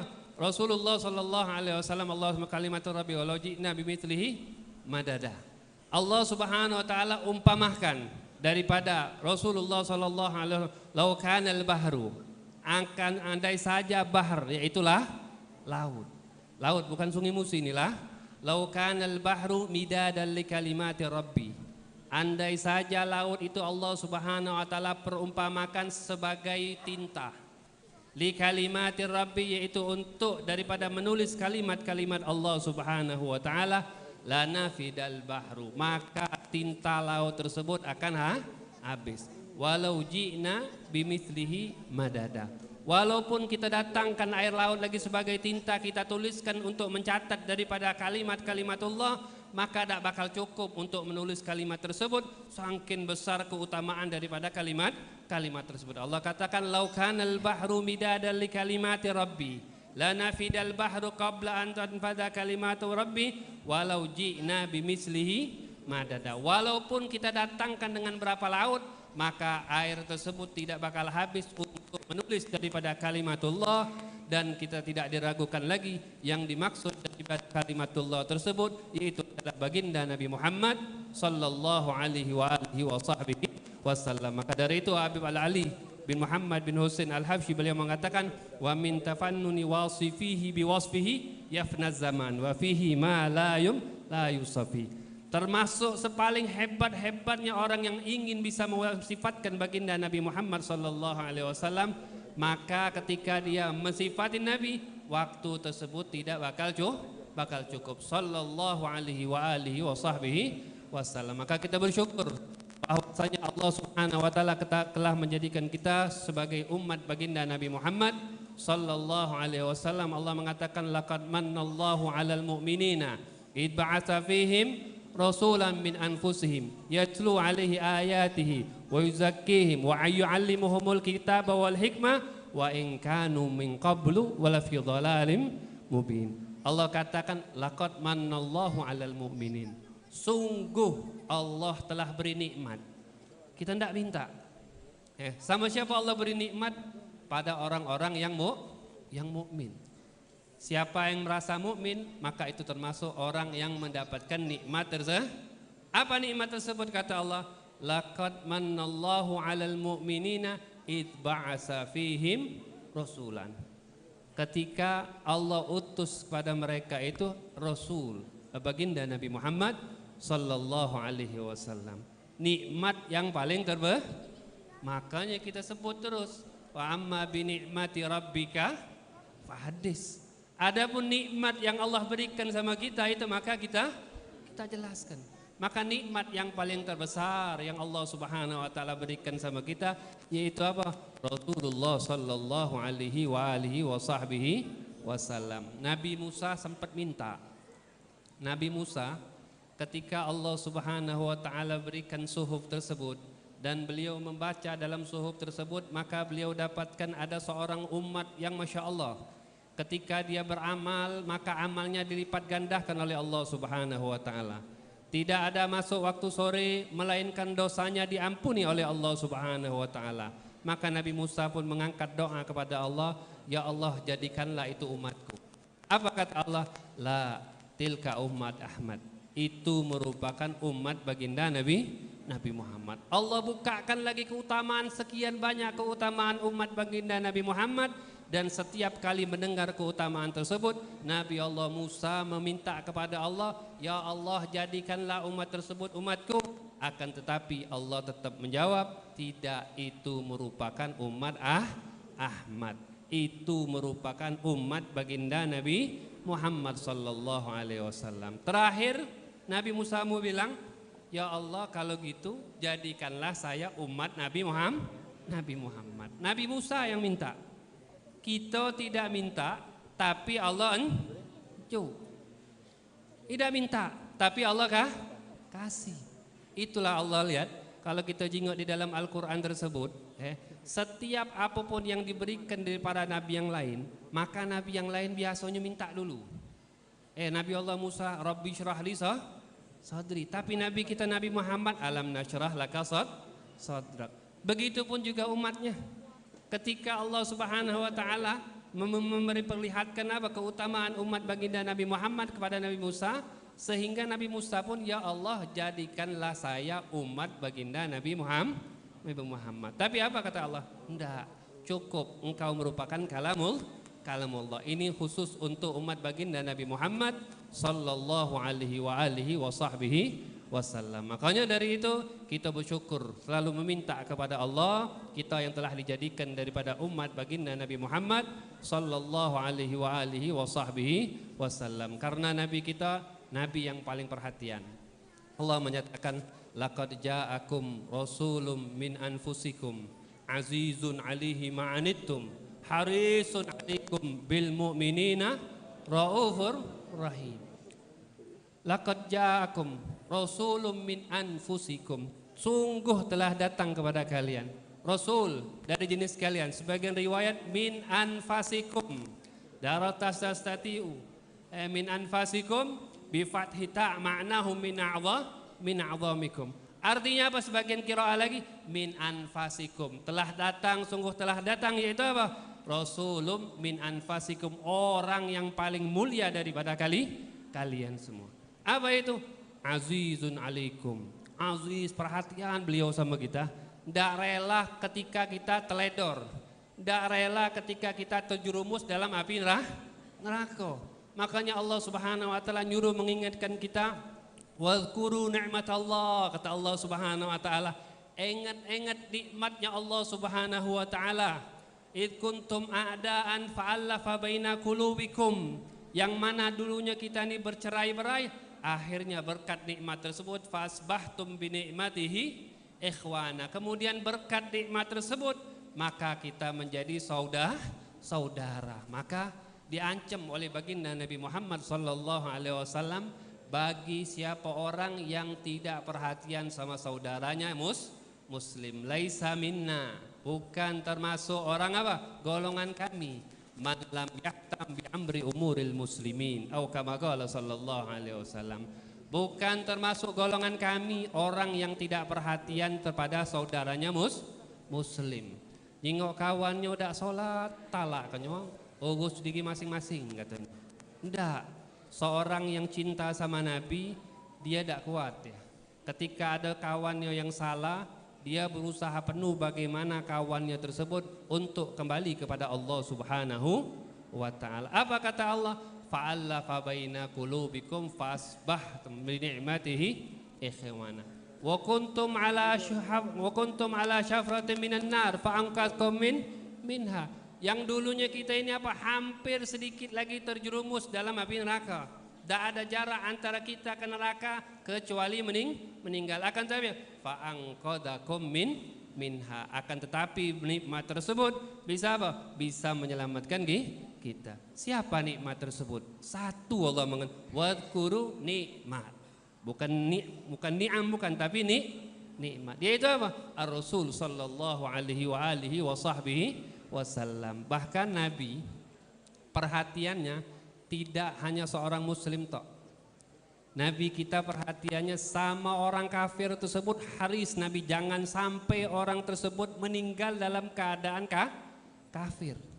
Sebagaimana yang diceritakan ada seorang Yahudi yang khidmah kepada baginda Nabi Muhammad sallallahu alaihi wasallam. Khidmah terus di rumah Nabi, membantu baginda Nabi Muhammad sallallahu alaihi wasallam, sehingga ketika datang waktu ajal dia, ketika orang Yahudi ini sakit mau meninggal, maka Rasul sallallahu alaihi wasallam mendatangin orang Yahudi tersebut. Dijenguk oleh baginda Nabi Muhammad sallallahu alaihi wasallam. Kemudian Rasulullah ketika melihat dia sakit, kata Rasulullah, aslim, masuklah engkau Islam, maka engkau bakal selamat. Orang Yahudi yang selalu mengabdi pada baginda Nabi Muhammad sallallahu alaihi wasallam. Kemudian orang Yahudi tersebut menengok kepada kedua orang tuanya dan menengok kepada Rasulullah sallallahu alaihi wasallam. Ketika dia mau masuk Islam, dia takut untuk mencederai daripada kedua orang tuanya. Namun lihat semangat orang tua. Apa yang dikatakan orang tua orang Yahudi tersebut? Ati abal Qasim. Ikutin, patuh kepada Rasulullah sallallahu alaihi wasallam. Maka ketika orang tuanya memberikan izin, maka anak tersebut langsung bersaksi mengucapkan 2 kalimat syahadat, dan setelah itu ia meninggal. Dan Rasulullah sallallahu alaihi wasallam keluar dari tempat tersebut dan berkata, alhamdulillah, ya segala puji bagi Allah Subhanahu wa taala yang telah menyelamatkan daripada salah satu umatku daripada api neraka. Ini Rasulullah sallallahu alaihi wasallam. Setiap apapun kesusahan pasti itu diperhatikan oleh baginda Nabi Muhammad sallallahu alaihi wasallam. Itu orang kafir. Apalagi orang-orang yang mukmin. Ketika Rasulullah sallallahu alaihi wasallam hijrah ke kota Taif, di Mekah sempat embargo, diboikot selama 3 tahun. 3 tahun ditaruh di suatu tempat, tidak boleh bermuamalat di situ. Tidak boleh jualan di situ, siapa yang beli tidak boleh dijualkan. Kalau ibarat kita di kampung, ini keluarga Rasulullah kalau ini. Nak belanja beras di situ tidak boleh. Ada orang datang sini jual beras tidak boleh. Berapa lama nih? Hampir 3 tahun. Gara-gara apa? Memperjuangkan kita nih untuk kita. Memperjuangkan Islam. Kalau ndak Nabi, kalau ditawarin banyak Nabi. Bahkan orang Mekah itu, kalau misalkan Nabi ingin menurutin orang-orang Mekah tersebut, dikumpulkan semua harta orang Mekah tersebut dan diberikan sama Nabi, sehingga Nabi termasuk orang yang paling kaya. Tapi apa dijawab Nabi? Enggak, bukan itu yang dimaksud sama Nabi. Dia embargo, ditinggal orang kekasih yang mulia, ditinggal pembela beliau yaitu paman beliau. Tambah dahsyat cacian daripada orang kafir. Akhirnya pergi ke kota, ingin mengharap bantuan, tapi bukan bantuan yang didapatkan, malah bebatuan. Nabi pingin minta bantuan tapi dapat bebatuan. Datang ke situ dilemparin sama anak-anak dari batu. Kemudian Allah utus malaikat gunung tersebut agar apa? Menawarkan kepada baginda Nabi Muhammad, "Wahai Rasulullah, kalau engkau perintahkanku untuk membalik atau menggencet antara 2 gunung ini sama kaum tersebut, maka pasti akan aku lakukan." Tapi apa yang diperhatikan oleh baginda Nabi Muhammad sallallahu alaihi wasallam? Jangan, kata Nabi. Kenapa? Siapa tahu nanti ada keturunannya, ada orang-orang yang masuk Islam. Ini Nabi saking sayangnya kepada pada umat yang dibanggakan, apalagi umat muslim. Makanya ketika umat muslim tersebut, Rasulullah sallallahu alaihi wasallam sangat memperhatikannya. Dari segi apa? Pertama kali keringanan dalam suatu ibadah. Salat 5 waktu. Awalnya berapa? 50. Coba kalau kita bayangkan 50 waktu, kalau setiap sholat itu 50 waktu setengah jam sekali masih kurang. Setengah jam sehari ini kan 24 jam. Bagi 2 berarti apa? 48 dikali 2. Sholatnya 50. Setiap sholat setengah jam sholat lagi. Setiap setengah jam sholat lagi. Masih kurang. Dah baca lagi kita tidur, apalagi ke pasar. Tapi enggak, Rasulullah tahu perantara Nabi Nabi Musa nih walaupun telah meninggal tapi bisa memberikan manfaat sama yang hidup. Nabi Musa sudah meninggal, makanya siapa yang ngomong wong yang meninggal itu tidak bisa memberikan manfaat kepada yang hidup? Contohnya Nabi Musa, kalau misalkan dia ngomong bahwasanya yang meninggal itu tidak bisa memberikan manfaat yang hidup, sholatlah 50 waktu. Sholatlah 50 waktu. Berkat Nabi Musa, apa kata Nabi Musa? Ya Rasulullah, bahwasanya apa? Umatmu nggak bakal mampu untuk melaksanakan 50 waktu tersebut. Mintalah apa? Korting. Mintalah apa? Dispensasi. Datang baginda Nabi Muhammad SAW, kembali lagi bertemu dengan Allah di korting 5. Datang lagi korting 5, 5 sampailah menjadi 5 waktu. Tapi 5 waktu pahalanya tetap menjadi 50. Untuk siapa itu? Untuk kita. Kemudian Rasulullah SAW Allah perlihatkan juga amal-amal umat sebelumnya. Umat-umat sebelum baginda Nabi Muhammad amalnya hebat. Amalnya ada ibadahnya 300-500 tahun, jihadnya 200 tahun. Kenapa? Karena umurnya panjang-panjang. Nabi Nuh berdakwah untuk ngajak orang Islam 950 tahun.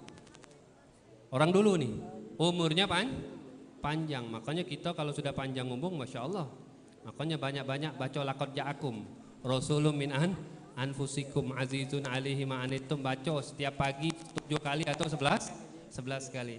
Ada min alat bahasa datina al-khirid. Ada orang ini al-khirid bangsanya, beliau selalu mengamalkan ini, membaca laqad ja'akum rasulun min anfusikum sampai akhir itu. Berapa kali setiap hari baca? 7 kali atau 11 kali. Apa faedahnya? Siapa yang baca tersebut tidak bakal meninggal di hari tersebut. Jadi kalau nak pengen takut mati ya gini, bacolah itu. Berapa kali? 2 kali. Awas jangan salah hitung lupa mati juga ujung-ujung. Sampai berapa dia? Sampai mempunyai umur 140 tahun. Umurnya 140 tahun. Sampai datang malaikat utusan. Ya Syekh, tanya, tidak cukup apa hidup sudah 140 tahun. Kenapa? Sudah berhentilah baca itu, tidak usah baca lagi. Akhirnya baca lagi, akhirnya umurnya Allah Subhanahu wa taala Allah cabut. Apa yang dibaca? Laqad ja'akum rasulun min anfusikum sampai akhir. Nah, di sini apa? Allah ketika Nabi Muhammad Allah bukakan umat sebelum-sebelumnya umurnya panjang. Badannya kuat, tinggi lagi. Ada yang tingginya 30 meter, ada yang tingginya juga 20 meter. Tapi kita umurnya antara 60 sampai 70, 40 bela sudah sakit kalau ini kita enggak. 50 lah sudah mulai sakit.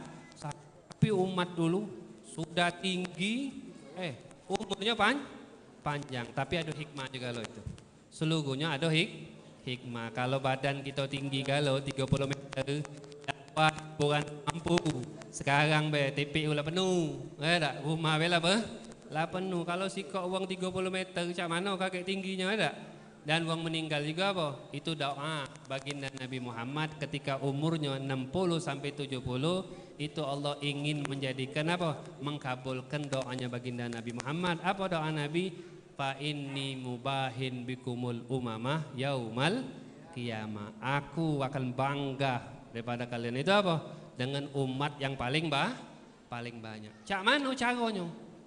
Kalau umatnya umurnya panjang terus, dak habis-habis, dak cukup dunia nih. Maka di situ ada yang meninggal, datang generasi baru lagi. Maka generasi selanjutnya. Biar apa? Biar umat baginda Nabi Muhammad itu umat yang paling banyak.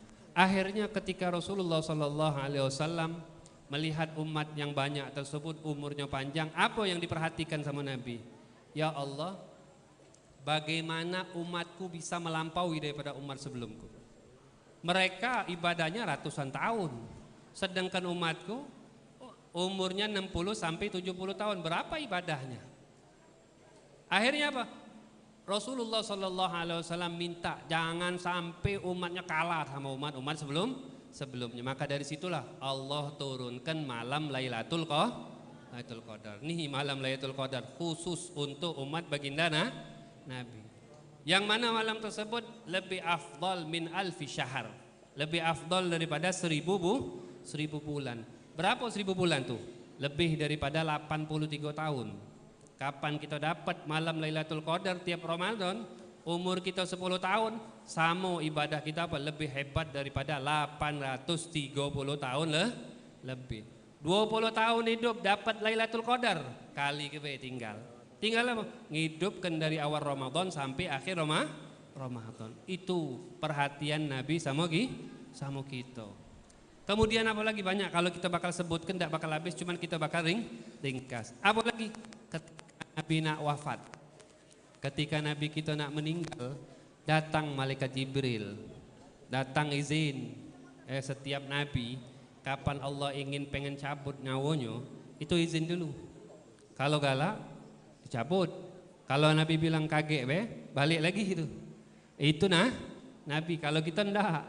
Kalau kita ndak bakal bisa. Pasti datang apalnya idza jaa ajaluha la yastakhiruna sa'atan wa la yastaqdimun. Kapan sudah datangnya malaikat ndak bisa cep utung atau pelembangnya ndak bisa. Minta izin dulu, kaget tunggu dulu nak salat dulu ndak bisa.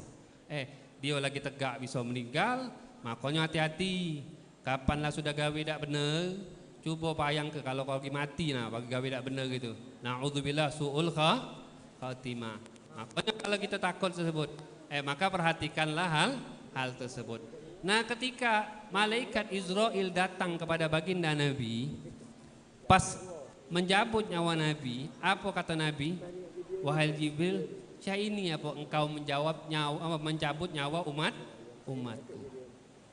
Ini apa nyabut saking sakit. Apa kata malaikat Jibril? Ya Rasulullah, ini sudah diringankan seringan-ringan mungkin. Sudah diringankan seringan-ringan mungkin. Tapi Rasulullah mengaso sakit. Tapi apa yang di benak Nabi? Doa Nabi. Ya Allah, biar rasa sakitnya itu sama ana, tapi ringan sama umatku. Sallallahu alaihi wa alihi wa sahbihi wasallam. Meninggal Nabi. Sampai meninggal lupa Nabi? Tidak. Hatta sampai hari kiamat Nabi pun juga tidak bakal lupa sama kita. Ketika hari-hari tersebut Allah Subhanahu wa taala bangkitkan. Ketika tersebut tidak ada yang memberi syafaat kecuali baginda Nabi Muhammad sallallahu alaihi wasallam, maka yang umat lain itu datang kepada Nabi Adam, maka Nabi Adam bilang nafsi sendiri datang ke nabi yang lain juga mengatakan hal tersebut, nafsi sendiri dan datang semuanya kepada baginda Nabi Muhammad sallallahu alaihi wasallam dan meminta, ya Rasulullah, tolong selesaikan urusan ini saking dahsyatnya, padahal belum masuk neraka. Panas, Masya Allah. Saking takutnya orang satu, ya Allah, kalau memang kami ini masuk neraka lah kata dia. Saking dia tidak kuat, tidak tahu ini. Padahal baru muqaddimah. Kapan dia masuk ke neraka lagi, kali nyesel kalau dia ngomong macam itu. Umat Nabi kemana? Umat Nabi tahu tidak bakal pergi ke Nabi Adam.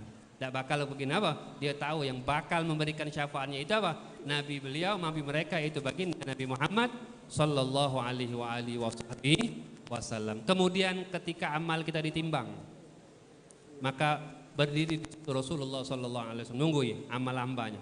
Apa? Umatnya. Amalnya bagus, maka masuk surga.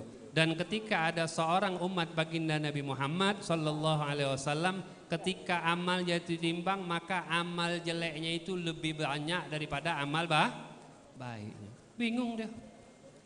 Siapa orang wa amma man saqulat mawazinu fahuwa fi 'isyatir radiyah. Orang yang timbang amalannya baik bagus, maka dia dalam kehidupan yang ridha dan diridhoi oleh Allah Subhanahu wa taala. Amma man khaffat mawazinu, adapun orang yang timbangan amalnya sedikit daripada kebaikannya, salatnya bolong-bolong, ibadahnya jarang, tapi maksiatnya lebih banyak. Apa kata Allah? Fa ummuhu hawiyah, maka tempatnya di hawiyah. Apa hawiyah itu? Wa ma adraka ma hiya. Tahu enggak kamu itu apa itu hawiyah? Narun hamiyah.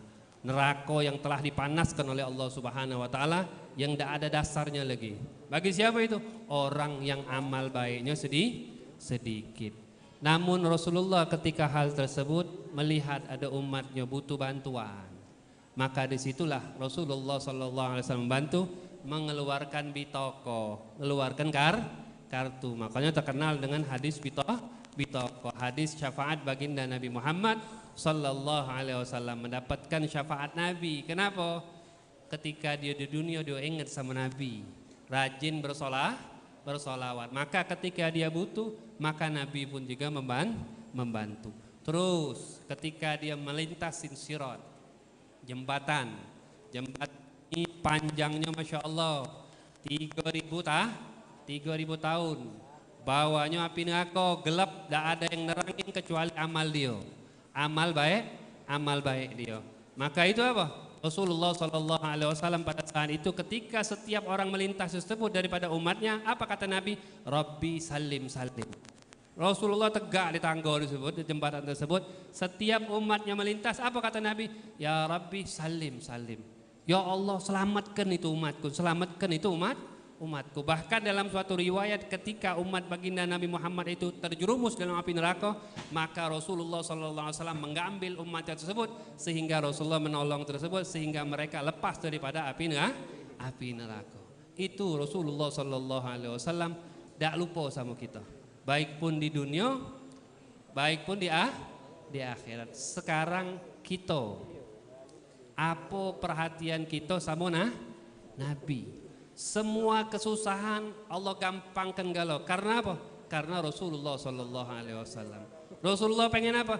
Cita-cita Nabi ingin menjadi umatnya apa? Seluruhnya masuk surga. Kata baginda Nabi, kullu ummati dakhalal jannah illa man aba.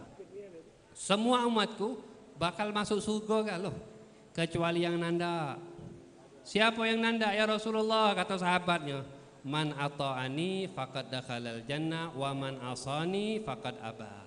Siapa yang patuh samaku maka dia bakal masuk surga. Barang siapa yang melanggar daripada perintahku maka dia termasuk orang yang enggan untuk masuk surga. Makanya doa Nabi ketika Allah Subhanahu wa taala mengatakan wala saufa yu'tika rabbuka fatarda, maka Allah sungguh pasti akan memberikan kepada baginda Nabi Muhammad suatu pemberian yang mana pemberian tersebut akan menjadikan Nabi Muhammad ridho.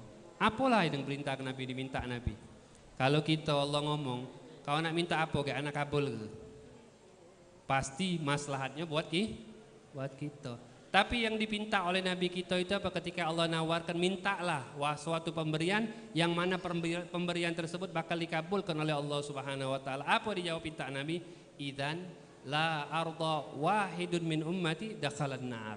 Kalau begitu ya Allah, aku tidak rela satu daripada umatku itu masuk api neraka. Sallallahu alaihi wa alihi wa sahbihi wasallam. Maka tinggal kita.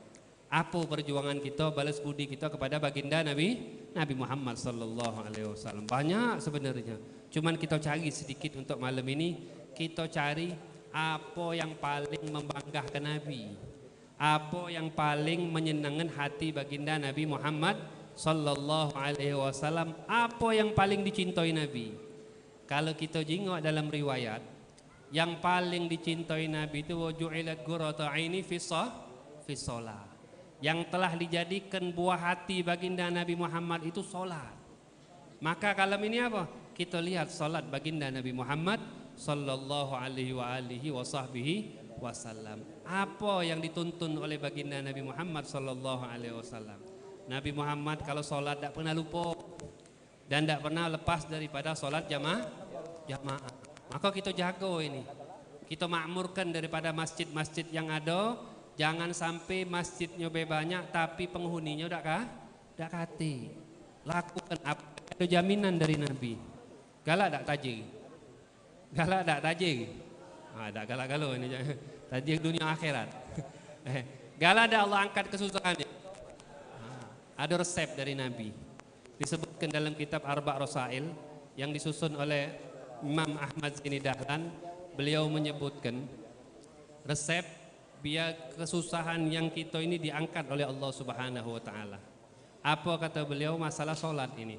Man hafadha ala salawatil khamsi fil jamaah. Siapa orang yang selalu menjaga solat 5 waktunya berjamaah. Bukan maghrib, bukan, subuh. Subuh sama isya.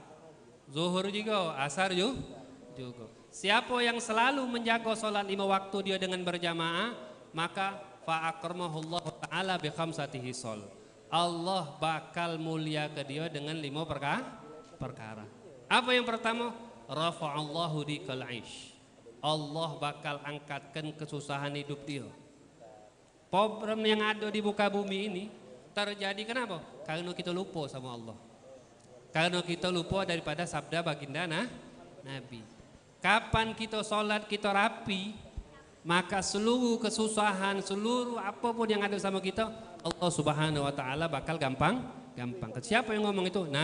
Nabi. Rafa'allahu dikal aish, kata Nabi. Allah bakal angkatkan kesusahan hidupnya. Makanya kata Rasulullah dalam Allah Subhanahu wa taala menyatakan wa'mur ahlaka bis salat. Perintah ke keluarga kau tu salat. Jangan kita salat. Wong rumah kita salah itu. Kita sholat, anaknya tidak tahu mana. Kita sholat, bininya main Facebook. Enggak, ajak kalau itu. Anaknya sholat tapi bapaknya main catur, jangan. Ajak, sini melok sholat. Justru mendidik anak ini itu menjadikan orang tersebut bakal menjadi apa? Dicintai oleh Allah Subhanahu wa ta'ala. Mantu Abu Hurairah, Sa'id bin al-Musayyib, beliau ngomong sama anaknya, nak sini. Anak bakal memperbanyakkan sholat anak untuk engkau. Kenapa? Karena anak banyak ibadah, biar engkau dijaga oleh Allah Subhanahu wa ta'ala. Nyago anaknya karena amal bapaknya. Dia banyak ibadatnya, tapi anaknya juga diajak. Kenapa? Beliau maco daripada firman Allah Subhanahu wa ta'ala, wa kana abuhuma solehan. Cerita dalam surat Al-Kahfi tersebut, ketika Nabi Allah Musa ingin belajar sama Nabi Khidir, singkat cerita, ada di situ beliau lagi kesusahan, lapar, pengen bertamu, tidak ada yang jamu di situ. Bakhil semua orang. Sehingga pada waktu tempat di situ apa? Ada rumah yang roboh. Akhirnya dibenahilah sama Nabi Allah Khidir. Kata Nabi Musa, kenapa tidak kita minta upah baik? Kalau kita bisa minta upah, udah. Nah, kata Nabi Musa, tidak nurut. Kalau nurut tidak salah belah. Tidak usah belajar. Nah, anak belajar itu harus nurut sama guru. Kalau tidak nurut, tidak usah belajar. Akhirnya disebutkan alasannya. Kenapa? Nabi Khidir itu menutupin dari membangun dari jidar tersebut, tembok tersebut, karena di bawah tersebut ada harta. Yang mana harta ini punya anak yatim, yang anak yatim ini bapaknya itu wong soleh. Maka akhirnya Allah jago itu anaknya. Padahal anaknya belum jadi soleh. Gara-gara bapaknya, anaknya Allah Subhanahu wa ta'ala jago. Nah, ketika anak tersebut menjago, maka dia pun juga pasti bakal dijago. Makanya sholat 5 waktu jangan sampai lupa. Kata Imam Haddad, wa usika bi khamsil lati hunna ya akhi imadun linillahi wasitatul amri. Ana wasiatkan 5 salat jangan lupa. Wa hafid 'alaiha isya, jaga dalam salat isya. Wadhib 'alaiha wal fil isya wal fajr, jaga salat isya dan salat subuh, jaga jangan sampai lupa. Oke. Yang kedua, rafa'allahu 'adzabal qabr. Allah bakal angkat dia siksa kubur. Yang ketiga, yu'ta kitabahu biyamini. Allah berikan catatan amal dia tangan kanan, maka dia bakal masuk surga. Yang keempat, wa yamshi 'alas sirat kalbarqil khatib. Dia bakal melintasi jembatan tadi seperti petir yang menyambar. Dan yang kelima, yaitu Allah bakal berikan dia yadkhulul jannah bighairi hisab. Dia bakal masuk surga tanpa hisab. Masyarul hadirin, marilah kita bersama-sama agar supaya kembali untuk membanggakan baginda Nabi Muhammad sallallahu alaihi wasallam, dan marilah kita kembali kepada Allah Subhanahu wa taala. Apapun yang kita laksanakan daripada kejelekan selama ini, marilah kita bertaubat kepada Allah Subhanahu wa taala dan manfaatkan waktu yang sisa ini kita gunakan untuk yang baik. Yang mana yang baik inilah bisa menghapus daripada kejelekan-kejelekan kita selama ini, bahwasanya kejelekan tersebut bakal bisa terhapus dengan kebaikan. Mudah-mudahan Allah Subhanahu wa taala berikan kita panjang umur, Allah berikan kita kesehatan, afiat dan keafiatan, dan bisa menjadi umat yang bangga dan dibanggakan oleh baginda Nabi Muhammad sallallahu alaihi wasallam. Mudah-mudahan kita mendapatkan syafaat beliau, diberikan kemudahan di dunia dan di akhirat. Mudah-mudahan sebagaimana Allah kumpulkan kita di sini, Allah kumpulkan kita nanti di akhirat di surganya Allah Subhanahu wa taala. Amin ya rabbal alamin. Hadza ma aqulu lakum. Wassalamu alaikum warahmatullahi taala wabarakatuh.